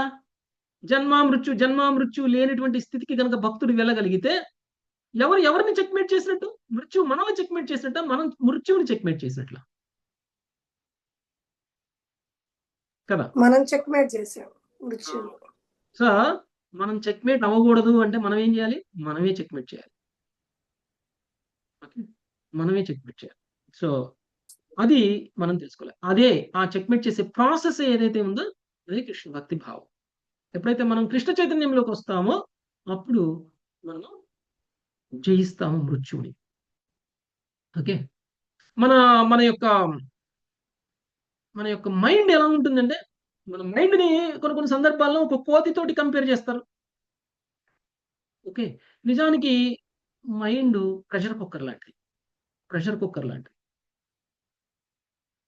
పురంజనుడు కనుక ఎలా అయితే ఒకవేళ పురంజనుడి పరిస్థితుల్లోనే మనం అందరం ఉన్నాం అనుకుందాం, కానీ మనకి పురంజనుడిలా ఇంద్రియభోగం చేసే అవకాశం రావట్లా. అప్పుడు ఏమవుతుంది? మన మైండ్ కోరికలతోటి నింపేసుకుంటుంది. ప్రెషర్ కుక్కర్లో కనుక ప్రెషర్ బాగా పెరిగిపోతే ఏమైపోతుందండి? ప్రెషర్ కుక్కర్ పేలిపోతుంది కదా. ఏదో ఒక రోజు పేలిపోతుంది. అలానే ఓకే, ఏదో ఒక రోజు మనం కూడా అదే అయిపోతాం. కాబట్టి మన మైండ్ని ఇలాంటి భౌతికమైనటువంటి కోరికలతో నింపకుండా ఆధ్యాత్మిక పురోగతి కోసం మనకు ఉన్నటువంటి ప్రతిదీ కూడా భగవంతుడి యొక్క సేవ కోసం కనుక మనం ఉపయోగించినట్లయితే ప్రెషర్ కుక్కర్లా మారదు. సో ఈ విధంగా ప్రాచీన బర్హికి నారదుడు ఏమని తెలియజేస్తున్నారు అని అంటే, పురంజనుడు ఇంద్రియ భోగంలోనే అర్ధాయుష్ గడిచిపోయింది. అర్ధాయుష్ గడిచిపోయే సమయానికి పురంజనుడికి 1100 మంది పుత్రులు కలిగారు. ఓకే, 1100 మంది పుత్రులు. ఎంత ఇంద్రియ భోగం చేశాడన్నట్టు. నిజానికి ఇది కల్పితమైనటువంటి కథ. ఈ 1100 మంది పుత్రులు అంతేకాదు 110 మంది పుత్రికలు కూడా కలిగారు ఈయనకి. 1100 మంది పుత్రులు, 110 మంది పుత్రికలు కలిగారు. అంటే ఇవన్నీ కూడా యాక్షన్కి వచ్చినటువంటి రియాక్షన్స్. మనం కూడా ఈ భౌతిక జీవితంలోకి వచ్చి బుద్ధిని ఉపయోగించి చేస్తున్నటువంటి పనుల కారణంగా కలుగుతున్నటువంటి పాప పుణ్య కర్మ ఫలితాలు ఇవి మన బిడ్డలు. ఓకే, మన బిడ్డలు. మనము కూడా జన్మనిస్తున్నాము, పాపానికి పుణ్యానికి జన్మనిస్తున్నాం. పాపం పురంజనుడు 1100 మందిని మాత్రమే కన్నాడు. మేమైతే లక్షల మందిని కన్నాం, కోట్ల మందిని కన్నాం. పురంజనుడు 1100 మందిని కనడానికి 50 సంవత్సరాల సమయం పట్టింది, అర్ధాయుష్ పట్టింది. మనకైతే అంత కూడా అవసరం లేదు, 1 సంవత్సరం చాలు. అవునా కదా? వందల పాపాలు, వేల పాపాలు మన కర్మల ద్వారా చేస్తున్నామా లేదా? మనకు తెలియకుండానే, పురంజనుడికి తెలియకుండానే జరిగింది ఇదంతా. ఓకే, అంటే మనం కథని కథలాగానే తీసుకోకూడదు. కథ ద్వారా మనం నేర్చుకోవాల్సినటువంటి విషయాన్ని కనుక మనం స్వీకరించకపోతే ఆ కథ మనకి ఎలాంటి ప్రయోజనాన్ని ఇవ్వదు. పురంజనుడు చేసినటువంటి కర్మల ద్వారా ఆయనకి 1100 మంది పుత్రులు, 110 మంది పుత్రికలు కలిగారు. అవే మనం పొందుతున్నటువంటి పాప పుణ్య కర్మ ఫలితాలు. ఓకే, అయితే ఏంటండి పురంజనుడు అంతమందిని కనేశాడు, కొంచెం ఫ్యామిలీ ప్లానింగ్ చేయొచ్చు కదా అని అనుకోవచ్చు. వైదిక సంస్కృతి ప్రకారంగా ప్రభుపాదుల వారి భాష్యంలో చెప్తున్నారు, వైదిక సంస్కృతి ప్రకారంగా ఫ్యామిలీ ప్లానింగ్ కూడా పాపమే. ఫ్యామిలీ ప్లానింగ్ కూడా పాపం. అంటే గర్భ నిరోధక పద్ధతి ఏదైతే ఉందో అది పాపం. మీకు పిల్లలొద్దంటే గర్భ నిరోధక పద్ధతులు వాడకూడదు. మైథున సుఖాన్ని ఆపేయాలి. అంతేకాని మైథున సుఖాన్ని మాత్రం నేను అనుభవించి తీరాల్సిందే. కానీ పిల్లలు కలగకూడదు. దానికి నేను గర్భ నిరోధక పద్ధతులు వాడతాను అనంటే అది అది వైదిక సంస్కృతి అంగీకరించటం లేదు. సో, సో మనమందరం కూడా ఇలాంటి తెలియని పాపాలు ఎన్నో చేస్తూ ఉన్నాం. ఓకే. సో, పురంజనుడు కనినటువంటి ఈ 1100 మంది పుత్రులు, 110 మంది పుత్రికల సందర్భంలో మనకి ప్రభుపాదుల వారు మనం చేస్తున్నటువంటి తప్పుల గురించి అది పాప పుణ్య ఫలితాలే కాకుండా గర్భ నిరోధక పద్ధతులు కూడా మనము చేయకూడదు అని మనకి ప్రభుపాదుల వారు మనకి వార్నింగ్ ఇస్తున్నారు. సో నిజమైనటువంటి తెలివైనటువంటి వాడు ఏం చేస్తాడంటే తన పత్నితో చర్చ చేసి మనకి పిల్లలు వద్దు, దానికి కావాల్సినటువంటి సమయాన్ని తీసుకుందాము అని వాళ్ళు వెయిట్ చేస్తారు. సో ఈ సందర్భంలో నాకు ఒక కథ గుర్తొస్తుంది. మామూలుగా మనిషి యొక్క జీవితము ఆహార, నిద్ర, భయ, మైథునంలో గడిచిపోతుంది. ఒక జంతు జీవనంలా గడిచిపోతుంది. ఒకసారి ఒక మంచి భక్తుడు,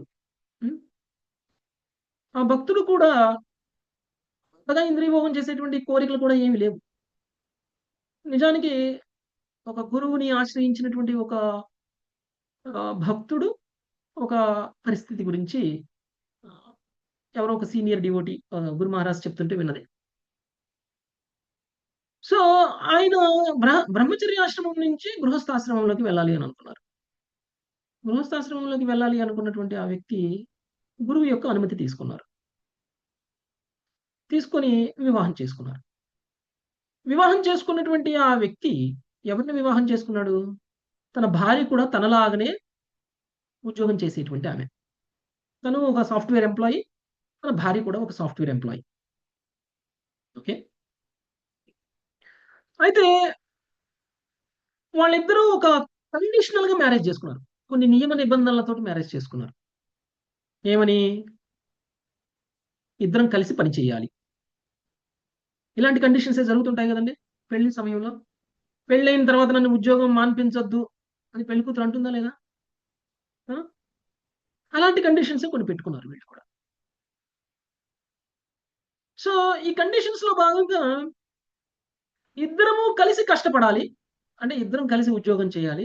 ఇద్దరం కుటుంబ పోషణ చేయాలి. రెండవది కొంత సమయం వరకు డబ్బులు సంపాదించేంత వరకు పిల్లల్ని కనకూడదు. మళ్ళీ రేపొద్దున పిల్లల్ని కనేసామనుకోండి, మన దగ్గర ఉన్న డబ్బులు సరిపోవనుకోండి, వాళ్ళని ఎలా పోషిస్తాము? కాబట్టి మనం పోషించగలిగినటువంటి స్తోమత వచ్చేంత వరకు మనం పిల్లల్ని కనకూడదు. మూడవది ఇద్దరం ఉద్యోగానికెళ్తాం. ఎవరు ముందు వస్తారో తెలియదు, ఎవరు వెనకొస్తారో తెలియదు ఇంటికొచ్చేసరికి. ముందు ఎవరు వస్తే వాళ్ళు వండి పెట్టాలి ఇంకొకళ్ళకి. ఓకే. ఎవరు ముందొస్తే వాళ్ళు వెనకొచ్చిన వాళ్ళకు కూడా వంట వండాలి. ఈ 3 కండిషన్స్ తోటి వాళ్ళు వివాహం చేసుకున్నారు. చేసుకున్న తర్వాత జీవనం స్టార్ట్ అయిపోయింది. సో పిల్లలు వద్దనుకున్నారు కాబట్టి మైథున భోగం లేదు. రెండవది ఇద్దరు పని చేయాలి. ఇద్దరు ఆఫీసులకు వెళ్తున్నారు. మూడవది ఇంటికి వచ్చేసరికి వంట రెడీగా ఉండాలి. లేటు వచ్చిన వాళ్ళకి ముందు వచ్చిన వాళ్ళు వండేసి ఉంచాలి. సో ఈ విధంగా కొంతకాలం గడిచిపోయింది. ఎవరికి వాళ్ళు అయ్యో నేను ముందెళ్తే నేను వండాల్సి వస్తుందేమో, ఆమె వెళ్ళిపోయి వండితులే, నేను కొంచెం లేట్‌గా వెళ్తా అని భర్త, భార్య నేను ముందెళ్తే నేను వండాల్సి వస్తుందేమో, నాకెందుకు ఈ కష్టం, తనే వచ్చి వండిందాక నేను ఆఫీస్‌లోనే ఉండాలి అని ఎవరికి వాళ్ళు ఆఫీస్ నుంచి లేట్‌గా రావడం మొదలుపెట్టారు ఇంటికి. ఓకే. ఇంటికొచ్చేసరికి 9, 10 అవుతుంది రాత్రి. ఇంట్లో తినటానికి ఫుడ్ ఉండదు. ఇద్దరు లేట్‌గా వచ్చారు. ఏం చేస్తారు అలాంటి వాళ్ళు? ఏం చేస్తారు? ఆర్డర్ చేసుకుంటారు. స్విగ్గీ ఉంది. పెట్టుకుంటారు ప్రభుజీ. బయట నుంచి తెప్పించుకోండి. స్విగ్గీ ఉంది కదా, స్విగ్గీ ఉంది, జొమాటో ఉంది. జొమాటో దీనిలో ఉంది. ఆ! సో, ఆర్డర్ పెట్టేసుకుంటారు, చక్కగా తినేస్తారు. ఎంతకాలం ఇది ఇలా చేయగలుగుతారు? కొంతకాలం. కొంతకాలం తర్వాత ఆరోగ్యం పాడైపోతుంది. లేకపోతే ఉన్న డబ్బులన్నీ అయిపోతున్నాయి అనుకుంటారు కదా! ప్రతిరోజు బయటనే తినాలి అనంటే ఎంత ఖర్చవుతుందండి? చాలా ఖర్చవుతుంది. ఓకే. ఓకే. ఇవాల్టి రోజుల్లో అది పెద్ద ఖర్చు కాకపోవచ్చు. హ్మ్. వండుకుంటే అయ్యే శ్రమే ఎక్కువనుకుంటున్నారు వాళ్ళు. బయట కొనుక్కుంటే అయ్యే ఖర్చు కంటే. సో, ఇలానే కొంతకాలం గడిచిపోయింది. హ్మ్. సో, ఒక ఒక ఇప్పుడు మనం భక్తిలో పురోగమించాలి అనంటే ఆహార, నిద్ర, భయ, మైథునం జయించాలి. అవునా కదా! ఓకే. సో, ఆ భక్తుడు ఏమన్నాడు? నేను ఆహార, నిద్ర, భయ, మైథునాన్ని జయించేశాను. ఓకే. కానీ భక్తిలోకి రావాల్సిన అవసరం లేకుండానే జయించేశాను. ఎలా? హ్మ్. సో, తనకి నిద్ర లేదు. అంటే ఇప్పుడు ఒక రకంగా చెప్పాలంటే తను భక్తుడే. అయినా కానీ తను అనుభవిస్తున్నటువంటి ప్రస్తుత జీవితం ఏదైతే ఉందో, అందులో సరైనటువంటి ఆహారము లేదు. ఓకే. ఫుడ్ లేదు. ఎక్కడ? ఎవరు వండుకుంటున్నారు? ఎవరు వండుతున్నారు? ఎవరు పెడుతున్నారు? లేదు. బయట నుంచి ఏదో చెత్తా చెదారం తెచ్చుకొని తింటున్నారు. రెండోది నిద్ర లేదు. లేట్‌గా ఇంటికొస్తున్నారు. ఎవరికి వాళ్ళు నేను లేట్‌గెళ్ళాలి లేకపోతే నేను శ్రమ చేయాల్సొస్తది అనుకోని లేట్‌గొస్తున్నారు. ఎక్కడ నిద్ర వస్తుంది? పిల్లలు వద్దనుకున్నారు. కాబట్టి మైదనం కూడా లేవు. చక్కగా 2 చేతులు సంపాదిస్తున్నారు. కాబట్టి ఫ్యూచర్ గురించి భయం లేదు. హ్మ్. సో, ఇలాంటి ఒక జీవన పరిస్థితికి ఒక స్త్రీ పురుషుడు వెళ్ళిపోతున్నాడు. అంటే ఆహ్, అయ్యుండి కూడా అయ్యుండి కూడా ప్రస్తుతం ఉన్నటువంటి జీవన విధానము తనని ఈ ఆహార, నిద్ర, భయ, మైథునంలోనే ఉంచేస్తుంది. ఓకే. సో, అది ఒక అంటే ఈ గృహస్థ జీవనము అనేటువంటిది ఏ విధంగా మనము భౌతికంగా పతనం చెందడానికి కారణమవుతుంది అనేది తెలియజేస్తుంది. ఓకే.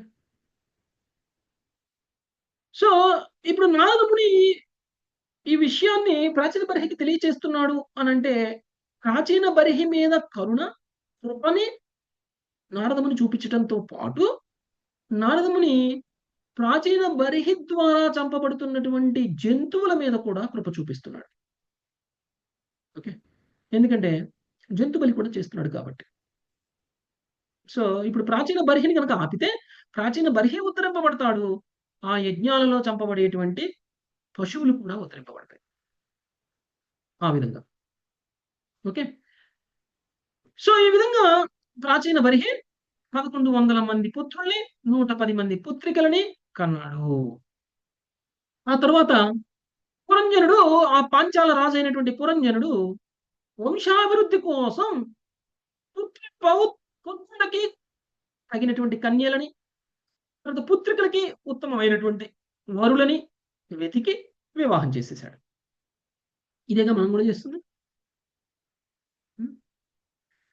సో, ఇక ఇప్పుడు నెక్స్ట్ జనరేషన్ స్టార్ట్ అయింది. సో, ఈ విధంగా తన పుత్రుల వలన, పుత్రికల వలన కలిగినటువంటి ఆహ్, మనవళ్ళు, మనవరాళ్ళు కదా! పాంచాల దేశం మొత్తం నిండిపోయిందిప్పుడు. ఒక్క పురంజనుడికే 1100 మందుంటే, మరి 1100 మందికి ఇంకెంతమంది ఉండాలి? మళ్ళీ అంతమంది పురంజనులు.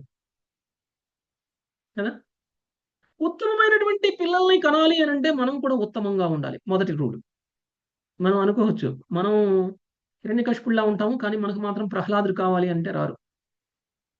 ఓకే. సో, మనం కూడా భక్తులుగా మారితే మన పిల్లలు కూడా భక్తులుగా మారుతారు. మనం భక్తులు కాకుండా మన పిల్లలు భక్తులవ్వరు. సో, పురంజనుడు ఎలాంటి వాడో, పురంజనుడి పిల్లలు కూడా అలాంటి వాళ్ళే అవుతారు. పురంజనుడు ఉత్తమమైన వాడే. కానీ కర్మకాండలో ఉండిపోయాడు. ఇంద్రియ భోగంలో ఉండిపోయాడు. సో, మన పిల్లలు కూడా ఎలా ఉంటారు? ఇంద్రియ భోగంలోనే ఉంటారు. మనం ఎలా ఆలోచిస్తామో మన పిల్లలు కూడా అలానే ఆలోచిస్తారు. మనం ఏం చేస్తామో మన పిల్లలు కూడా అదే చేస్తారు. ఓకే. సో ఈ విధంగా పురంజనుడికి కలిగినటువంటి పుత్రులు, పుత్రికల వలన కలిగినటువంటి మళ్ళీ పౌత్రులు లక్షల కోట్ల మంది అయిపోయి పాంచాలపురం మొత్తం నిండిపోయింది. ఓకే. సో వివాహం చేయడం అనేటువంటిది తల్లిదండ్రుల యొక్క బాధ్యత. ఆ వివాహం అంటే కొంతమంది నేను వివాహం చేసుకొని పతనం చెందాను, నా పిల్లలకి ఎందుకు వివాహం చెయ్యాలి, నేను వివాహం చేసుకుని ఏం సుఖపడ్డాను, నా పిల్లలు కూడా వివాహం చేసుకుంటే ఏం సుఖపడతారు అనేటువంటి భావనలో ఉండకూడదు. ఓకే. వైదిక సంస్కృతి ప్రకారంగా గృహస్థ జీవనము అనేటువంటిది ప్రతి వ్యక్తికి అవసరం, ప్రత్యేకించి ఈ కలియుగంలో. ఎందుకంటే మనందరికీ ఇంద్రియ నిగ్రహం లేదు. ఇంద్రియ నిగ్రహం లేని వాళ్ళు వివాహం తప్పనిసరిగా చేసుకోవాలి. లేదు అనంటే అనేక పాపకర్మలు చేసేటువంటి ప్రమాదం ఉంటుంది. ఓకే. సో అలా చేయకూడదు. ఆ తర్వాత ఆ పిల్లల్ని కన్నారు. పురంజనుడి యొక్క పుత్ర పౌత్రులతో ఇదంతా కూడా నిండిపోయింది. ఇవన్నీ కూడా కర్మఫలాలను తయారు చేసుకుంటున్నాం. ఒక జీవుడు ఈ విధంగా కర్మఫలాలని పుత్రులు పౌత్రుల రూపంలో పొందుతున్నారు. ఓకే. పుత్రులు పౌత్రుల రూపంలో పొందుతున్నారు.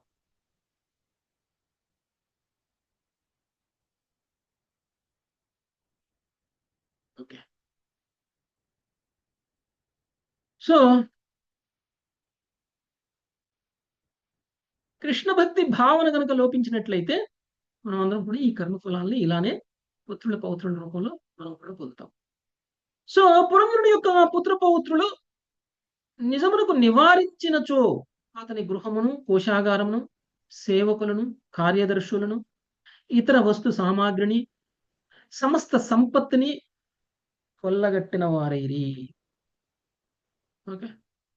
ఆ సంపత్తుల ఎడ పురంజనుడు ప్రగాఢమైనటువంటి మమతానురాగమును కలిగి ఉన్నాడు. ఇప్పటి వరకు ఏదైతే దాచుకున్నాడో, ఏదైతే సంపాదించాడో అది మొత్తం వాళ్ళ కోసం పెట్టాల్సి వచ్చింది ఇప్పుడు. అదేగా మనం కూడా చేస్తుంది. ఏం మాతాజీస్, ప్రభుజీస్? సో ఈ విధంగా తన యొక్క జీవనంలో సంపాదించినటువంటి మొత్తం కూడా ఇచ్చేశాడు.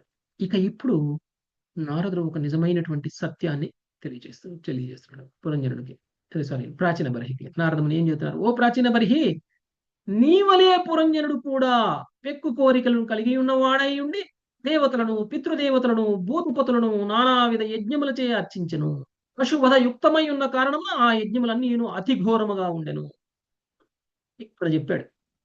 ఇక్కడ దాకా సైలెంట్ గా కథంతా చెప్పాడు.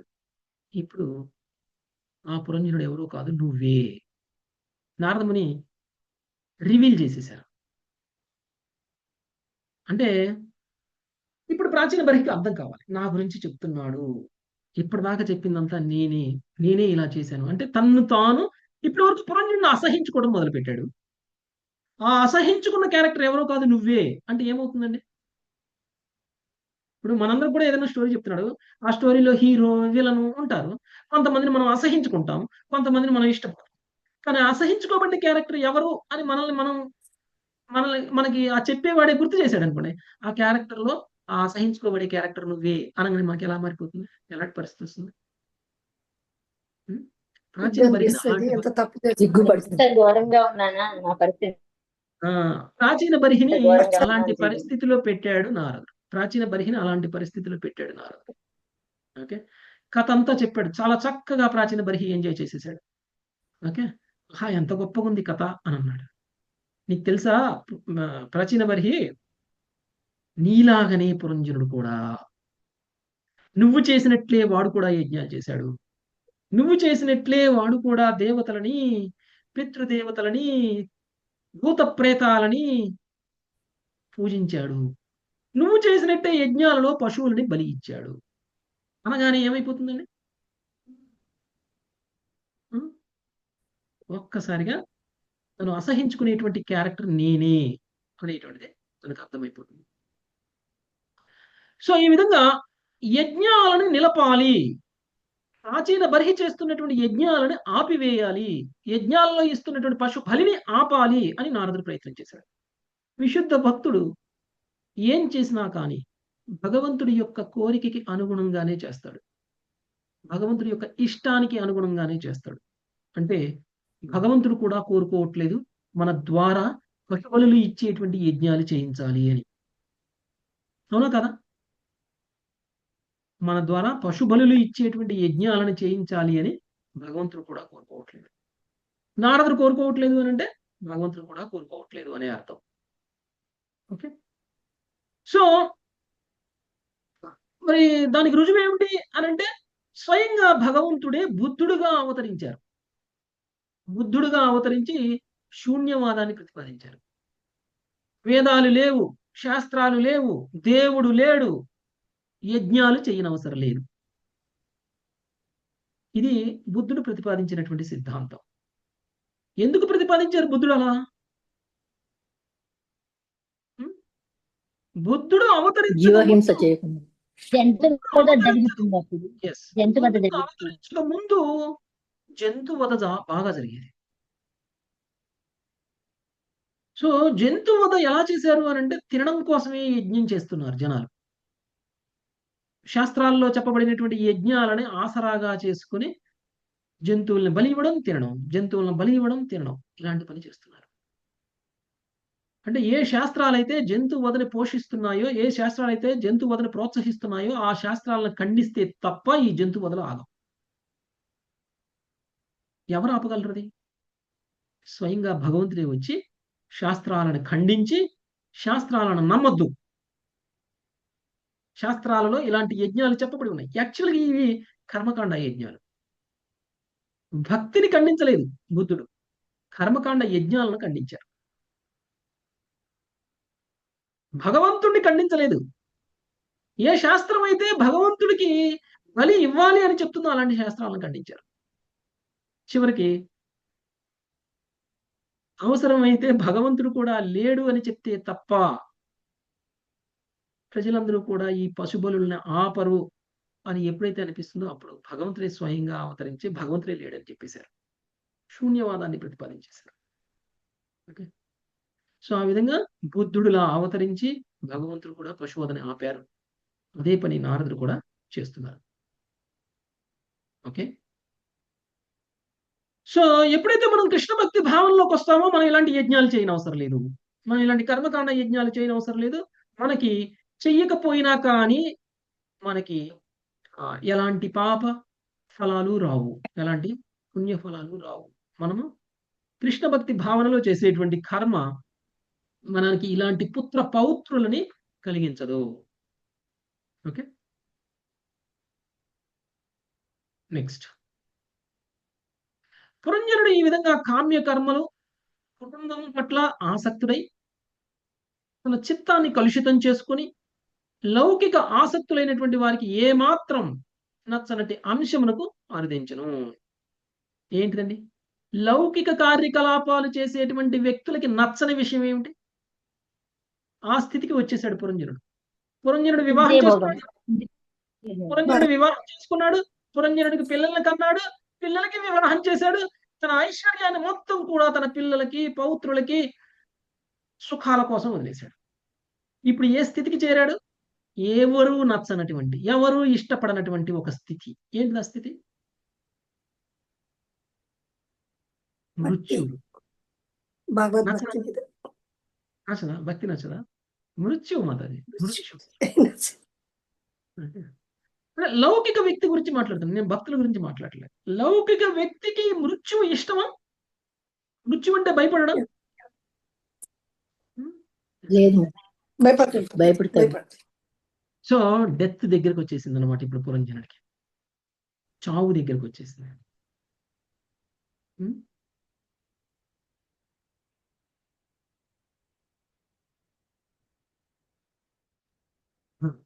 ఎలాంటి వ్యక్తికి ఏది రాకూడదో అది వస్తుంది. ఓకే, సో 12వ శ్లోకం కనుక చూసినట్లయితే 12వ శ్లోకం భాష్యంలో శ్రీల ప్రభుపాదుల వారు ఒక గొప్ప కథని చెప్తున్నారు. ఏం చెప్తున్నారంటే, పూర్వం ఒకప్పుడు సాధు పురుషుడు మార్గ మధ్యమనం పోతూ ఉంటే రాజకుమారుడు ఎదురయ్యారు. ఓకే, ఆ రాజకుమారుని ఆ సాధు పురుషుడు చూడగానే ఓ రాజపుత్ర చిరంజీవా అని దీవించారు. ఓకే, చిరంజీవా అని జీవించారు అంటే ఎప్పుడు ఇలానే ఉండు అని. ఆ తర్వాత అదే సాధు పురుషువు ఇంకొక సాధువుని కలుసుకోవడం జరిగింది. అప్పుడు ఆ సాధువు ఆ వ్యక్తిని ఏమని దీవించారు? నీకు ఇష్టమైనతో జీవించు, లేకపోతే మరణించు అని అన్నాడు. ఇంతకుముందు రాజకుమారుడు కనపడితే చిరంజీవ అన్నాడు. ఇప్పుడు సాధువు కనిపిస్తే నీకు ఇష్టం ఉంటే ఈ జీవితంలో ఉండు, లేదు అనంటే నువ్వు మరణించవచ్చు అని అన్నారు. ఎందుకంటే సాధువులు ఈ జీవితంలో ఈ శరీరంలో ఉన్నా మరణించినా పెద్ద తేడా ఏం లేదు. పెద్ద తేడా ఏం లేదు. అదే రాజకుమారుడు ఇంద్రియ భోగం చేస్తున్నాడు. అంటే లౌకికంగా ఉన్నటువంటి ఒక వ్యక్తి, విపరీతమైనటువంటి ఇంద్రియ భోగాలు చేసేటువంటి ఒక వ్యక్తి మరణిస్తే నరకానికి వెళ్తాడు. ఆ సాధువు ఆ వ్యక్తిని నరకానికి పంపించడం ఇష్టం లేదు. అందుకని చిరంజీవ అన్నాను, బ్రతుకు ఇలానే బ్రతుకు, కనీసం ఈ సుఖాలన్నా అనుభవిస్తావు, ఈ ఇంద్రియ భోగానన్నా అనుభవిస్తావు. ఒక్కసారి నువ్వు శరీరాన్ని వదిలేసావంటే నీకు నరకం తప్పదు. సాధువు ఎవరి నరకాన్ని చూడాలని అనుకోరు. అందుకని చిరంజీవ అని ఆయన్ని దీవించారు.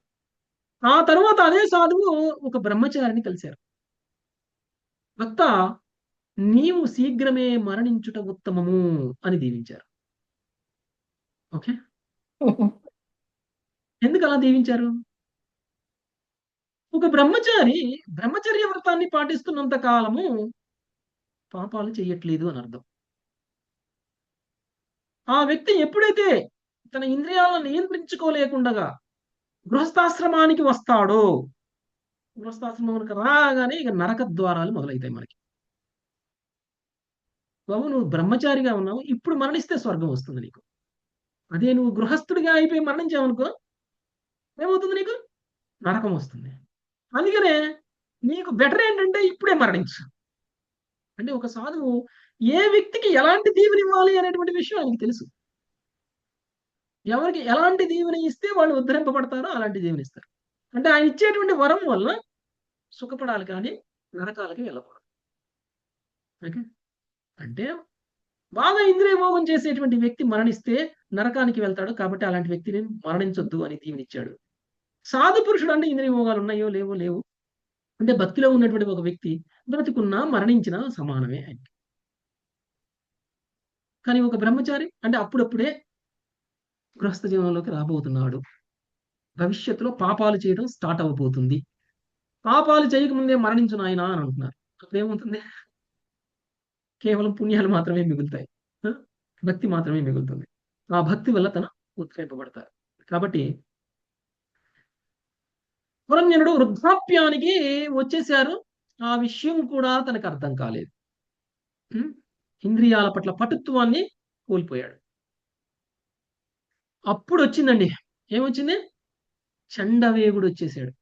చండవేగుడు అంటే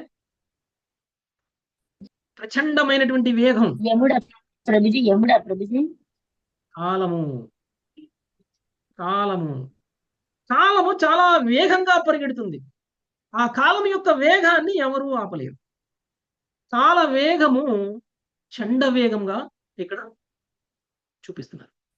చండవేగుడు వచ్చేసాడు. ఓకే, ఈ చండవేగుడు యొక్క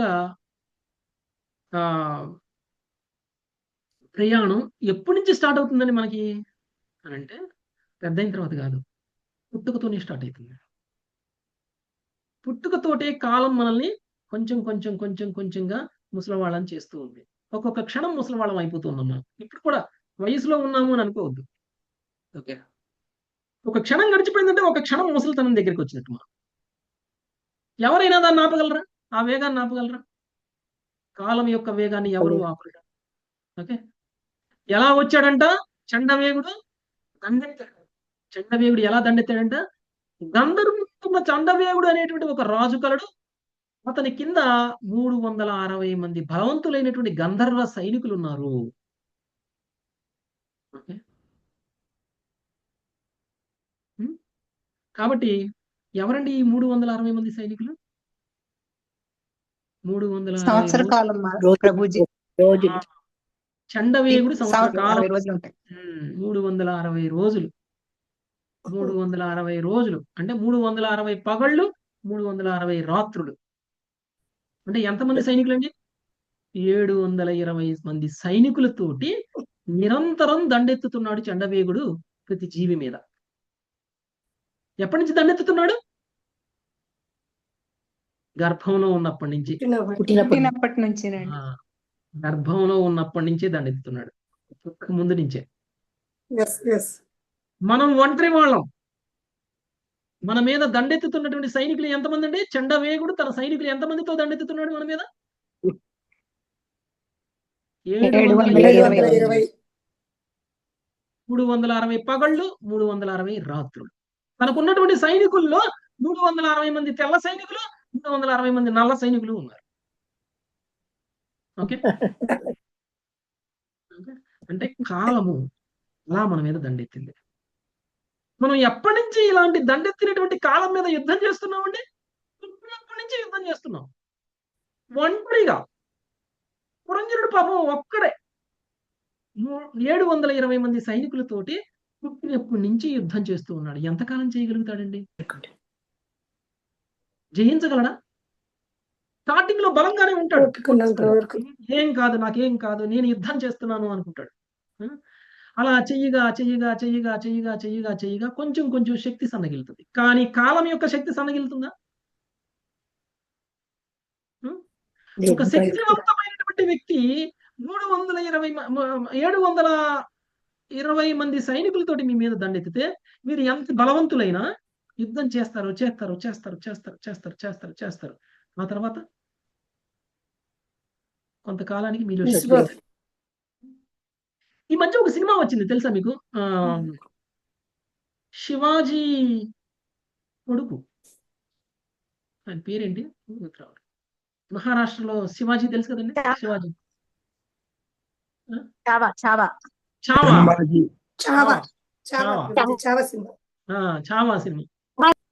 సినిమాలో చాలా శక్తివంతుడు చావా, శివాజీ కంటే శక్తివంతుడు. ఔరంగజేబు దండెత్తుతాడు శివాజీ మీద, కానీ ఔరంగజేబు శివాజీని ఏం చేయలేడు. ఇది చరిత్ర అండి. సినిమా విషయం పక్కన పెట్టండి, ఇది నిజం జరిగింది కదా, చరిత్ర. శివాజీని ఏం చేయలేకపోతాడు, శివాజీని చంపలేకపోతాడు, శివాజీని బంధించలేకపోతాడు. కానీ తర్వాత శివాజీ కొడుకు వస్తాడు. శివాజీ చచ్చిపోయాడు. ఇప్పుడు మహారాష్ట్రను స్వాధీనం చేసుకోవడం పెద్ద విషయం కాదు, పెద్ద కష్టం కాదు అని ఔరంగజేబు మహారాష్ట్ర మీద దండెత్తితే శివాజీ కంటే ఎక్కువ బలంతో, శివాజీ కంటే ఎక్కువ ఫోర్స్తో ఔరంగజేబుని ఓడించేస్తాడు. ఔరంగజేబు యొక్క సైన్యాన్ని ఓడించేస్తాడు. కానీ అదే చావా చివరికి ఏమవుతాడండి? సినిమా ఎవరైనా చూసారా? చూసాం ప్రభుజీ. ఏమైతాడు? ఔరంగజేబుకి దొరుకుతాడా లేదా? ఔరంగజేబుకి దొరుకుతాడా లేదా? సైన్యం ఒకేసారి వచ్చేస్తే ఏం చేయగలిగాడు? ఎంత శక్తివంతుడైనా కానీ పోరాడి అంతమంది తోడు పోరాడతాడు. మీరు చూసారా లేదో ఆ సినిమాలో? అంతమంది తోడు కూడా పోరాడతాడు, యుద్ధం చేస్తూనే ఉంటాడు, చివరికి దొరికిపోతాడు. చుట్టూతా అంతమంది సైన్యం ఉన్నప్పుడు ఎంత యుద్ధం చేసినా 10 మందిని చంపుతాడు, 20 మందిని చంపుతాడు, 50 మందిని చంపుతాడు. 720 మందిని చంపగలడా? మన పరిస్థితి ఆ చావా పరిస్థితి ఇప్పుడు. మన పరిస్థితి కూడా అదే చావా పరిస్థితి. 720 మంది. మాతాజీ, సచివతి మాతాజీ ఏమన్నారు? మీరు కూడా పురంజన్ కథలా చెప్పారు. ఫస్ట్ మేము అందరం ఉన్నాము సంతోషంగా.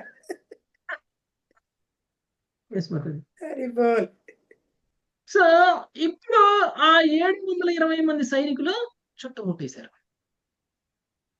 మరణం దగ్గరకు వచ్చేసింది. ఓకే, సో ఇక జయించలేనటువంటి ఒక పరిస్థితి. అంటే ఈ పరిస్థితుల్లో ఒక వ్యక్తి ఎలా ఉన్నట్లు? ఇంద్రియాల యొక్క బలం పూర్తిగా నశించిపోయినటువంటి ఒక పరిస్థితి. ముసలితనం.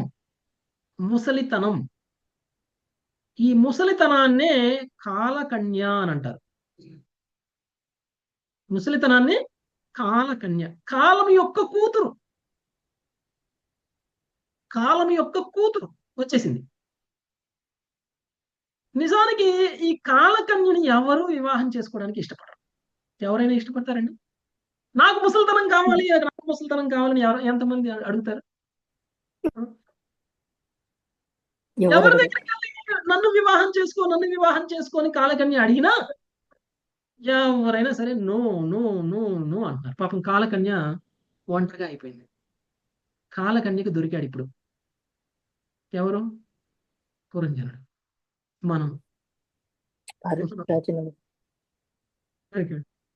ఇప్పుడు కాలకన్య పరిస్థితుల్లో పురంజనుడు వివాహం చేసుకోవాలి. ఇప్పుడు కాలకన్య అడిగింది, నన్ను వివాహం చేసుకో అంటే ముసలితనాన్ని పొందు అని అర్థం. ఓకే, వృద్ధాప్యం, జర. కాలకన్య పేరేంటండి? జర. జన్మ, మృత్యు, జర, వ్యాధి కదండి. ఎప్పుడైతే జర వచ్చేసిందో అప్పటిదాకా నేను రాయిని తిన్నా అరిగించుకోగలను అనేటువంటి వాళ్ళు కూడా వ్యాధులకు లోనవుతారు. అవునా కదా? ముసలితనం వచ్చిన తర్వాత ఆ రోగం ఈ రోగం మొదలవుదా? వద్దన్నా వచ్చేస్తాయి రోగాలు. ఏ నవరంధ్రాల ద్వారా ఎంజాయ్ చేశామో ఆ నవరంధ్రాలే వ్యాధులకి కారణమవుతాయి. అవునా కదా? సో ఈ విధంగా గంధర్వ స్త్రీగణాన్ని రాత్రులతోటి, గంధర్వ పురుష గణాన్ని పగలతోటి పోల్చారు. ఓకే, ఆ గంధర్వులు అనేటువంటి వాళ్ళు యాక్చువల్గా అయితే ఎందుకు గంధర్వులతో పోల్చారు?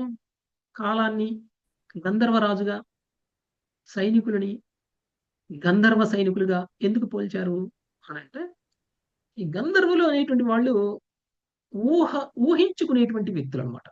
వీళ్ళని మనం ఎప్పుడు చూడలేము కదా, వీళ్ళని మనం ఎప్పుడు గమనించలేము. గంధర్వులు మనతోనే ఉన్నారు కానీ మనం వాళ్ళని గమనించాం. అలానే రోజు గడుస్తుంది, పగలు గడుస్తుంది, రాత్రి గడుస్తుంది, కానీ మనం చూడలేము వాటిని. మనం వాటిని చూడలేము, మనకు అర్థం కావట్లేదు. ఒక రోజు ఒక పగలు గడిచిపోయిందంటే మన ఆయుష్ ఒక రోజు తగ్గిపోయింది అని మనకు అర్థం కావట్లేదు. ఈ విధంగానే మనం ఇంద్రియ భోగంలోనే మన ఆయుష్ మొత్తం కూడా కోల్పోతాం. 100 సంవత్సరాల పాటు యుద్ధం చేసినటువంటి పురంజనుడు ఈ గంధర్వ సైన్యం చేసినటువంటి దాడికి గెలవలేకపోయాడు. 100 సంవత్సరాలు మాతాజీస్ 100 సంవత్సరాల యుద్ధం చేస్తున్నామా మనం కూడా? ఇప్పుడు మన యుద్ధం ఎంత కంప్లీట్ అయిపోయింది? కొంతమంది 50 సంవత్సరాలు యుద్ధం చేశారు, సగం దాటిపోయింది. 100 సంవత్సరాలు, మనకి 80-85 సంవత్సరాలే మాతాజీస్. ఓకే, సో హాఫ్ దాటిపోయింది మనది. ఇక ఎస్ మాతాజీ. సో ఈ విధంగా ఇక యుద్ధంలో ఇప్పటి వరకు గెలుస్తూ వచ్చామేమో, ఇక నుంచి గెలవలేము. ఇప్పటి వరకు ఇంద్రియాలతోటి చాలా బలంగా పోటీ చేశాము, ఇక నుంచి ఇంద్రియాలు క్షీణించే సమయం. ఓకే, ఎంతమందికి అబ్బా ఒక వారం నుంచి, ఒక నెల నుంచి నాకు నొప్పులు స్టార్ట్ అయ్యాయి, కాళ్ళు నొప్పులు ఇస్తున్నాయి, చేతులు నొప్పులు ఇస్తున్నాయి, కళ్ళ మట్టి నీళ్ళు వస్తున్నాయి పుస్తకం చూస్తుంటే, స్ట్రెయిన్ అయిపోతున్నాను, ఒళ్ళు నొప్పులు వేస్తుంది, ఇలాంటి జ్వరం వస్తుంది, ఇలాంటివన్నీ రోగాలన్నీ స్టార్ట్ అవుతున్నాయి కదండి. ఇక ఇప్పుడు ఒక వయసు వచ్చిన తర్వాత ఇప్పుడైతే ఇప్పుడు నా కళ్ళజోడు పెట్టుకోకపోతే నాకు కనపడదు. ఎందుకు పెట్టుకోవాల్సి వచ్చింది? నేను ఒకప్పుడు నాకు కళ్ళజోడే లేదు. మా ఫ్యామిలీలో మోస్ట్లీ అందరికీ కళ్ళజోడు ఉందేమో, నాకే కళ్ళజోడు లేదని గొప్పగా చెప్పుకునేవాడిని. ఓకే, అంటే వాళ్ళ కళ్ళజోడు పొందే సమయం వచ్చింది, నాకు కూడా కళ్ళజోడు పొందే సమయం ఇప్పుడు వచ్చింది. అందరికీ రావాల్సిందే. ఓకే, అంటే ఏది చూసుకొని మనం ఒకప్పుడు గర్వపడ్డామో అది క్షీణించే సమయం దగ్గరకు వస్తుంది. ఓకే, అది క్షీణించే సమయం దగ్గరకు వస్తుంది. సో గొప్ప గొప్ప ఇంద్రియాలు కూడా ఇంద్రియ పటుత్వాన్ని కోల్పోతాయి. సో ఆ విధంగా చండవేగుడి యొక్క దండ ఎత్తాడు గంధర్వరాజులతో కలిసి. సో దాన్ని ఎదిరించటానికి పురంజనుడు 5 పడగల పాముతోటి రక్షణని ఇవ్వాలి అనేటువంటి ప్రయత్నాన్ని చేస్తున్నారు. ఏమిటి 5 పడగల పాము? ప్రాణం. ప్రాణం. ప్రాణంలో 5 వాయువులుంటాయి. ఓకే. ప్రాణము, అపానము, వ్యానము, ఉదానము, సమానము అనేటువంటి 5 ప్రాణశక్తి. 5 వాయువులు కలిసి ప్రాణశక్తి అంటాం. దీంతోటి ప్రొటెక్ట్ చేస్తున్నాడు. ఇంకా నేను బయటికి పోను అంటే ఇప్పుడు మరణం దగ్గరికి వచ్చినప్పుడు మన ప్రాణవాయువు బయటికి వెళ్తుంది కదండి. ప్రాణవాయువు పోతుంది కదండి. ఈ ప్రాణవాయువుని గట్టిగా పట్టేసుకున్నాడు. ఈ ప్రాణవాయువు పోకుండా కాపాడుకుంటున్నాడు. ఓకే. ఈ 5 కూడా ఇప్పుడు మనకి బ్రీతింగ్ కూడా చాలా ఫాస్ట్ అవుతుంది. మరణం దగ్గరకు వచ్చే సమయానికి ఈ పాముని బయటికి లాగేసేయాలి. ఓకే. ఈ 5 పడగల పాముని తీసేస్తే ఏమవుతుంది? శరీరం నశించిపోతుంది. కానీ ఈ 5 పడగల పామును పోనీయకుండగా అంటే పంచవాయువులను పోనీయకుండగా పురంజనుడు కాపాడుకుంటున్నాడు. బలంగా కాపాడుకుంటున్నాడు. అంటే చావు దగ్గరకు వచ్చిన తరువాత కదలలేనటువంటి పరిస్థితుల్లో కూడా బ్రతకాలి అనుకునేటువంటి పరిస్థితి ఉంటుంది చూసారా ఒక మనిషికి, అదనమాట ఇప్పుడు పురంజనుడి యొక్క పరిస్థితి. ఓకే. నేను చావను, నన్ను బతికించండి నేను ఐసీయూలో ఉండి కూడా డాక్టర్లతోటి అమ్మా నీకు 1 లక్ష ఇస్తా, అమ్మా నీకు 2 లక్షలు ఇస్తా, ఎట్లయినా సరే నన్ను బతికించు అని అంటాను చూసారా. అలాంటి ఒక పరిస్థితి ఇప్పుడు పురంజనుడికి ఉందనమాట పంచవాయువులతోటి. సో ఇక ఇలాంటి ఒక పరిస్థితుల్లో ఏ విధంగా పురంజనుడు తన శరీరాన్ని వదిలేస్తాడు, ఏ విధంగా కాలకన్యని వివాహం చేసుకుంటాడు అనేటువంటి విషయాన్ని మనం నెక్స్ట్ వీక్ చూద్దాం. ఓకే. ఇప్పటికి 8:30 అయిపోతుంది. Thank you very much. Hare Krishna. Time ఉంది కదా పతితానాం పావనేభ్యో నమో నమః. హరే కృష్ణ. కృష్ణ ప్రభుజీ దండవత్ ప్రణామాలు. హరే కృష్ణ కృష్ణ రామ రామ హరే రామ రామ రామ హరే హరే. హరే హరే కృష్ణ ప్రభుజీ హరే దండ కృష్ణ ప్రభుజీ. ప్రభుజీ ధన్యవాదాలండి.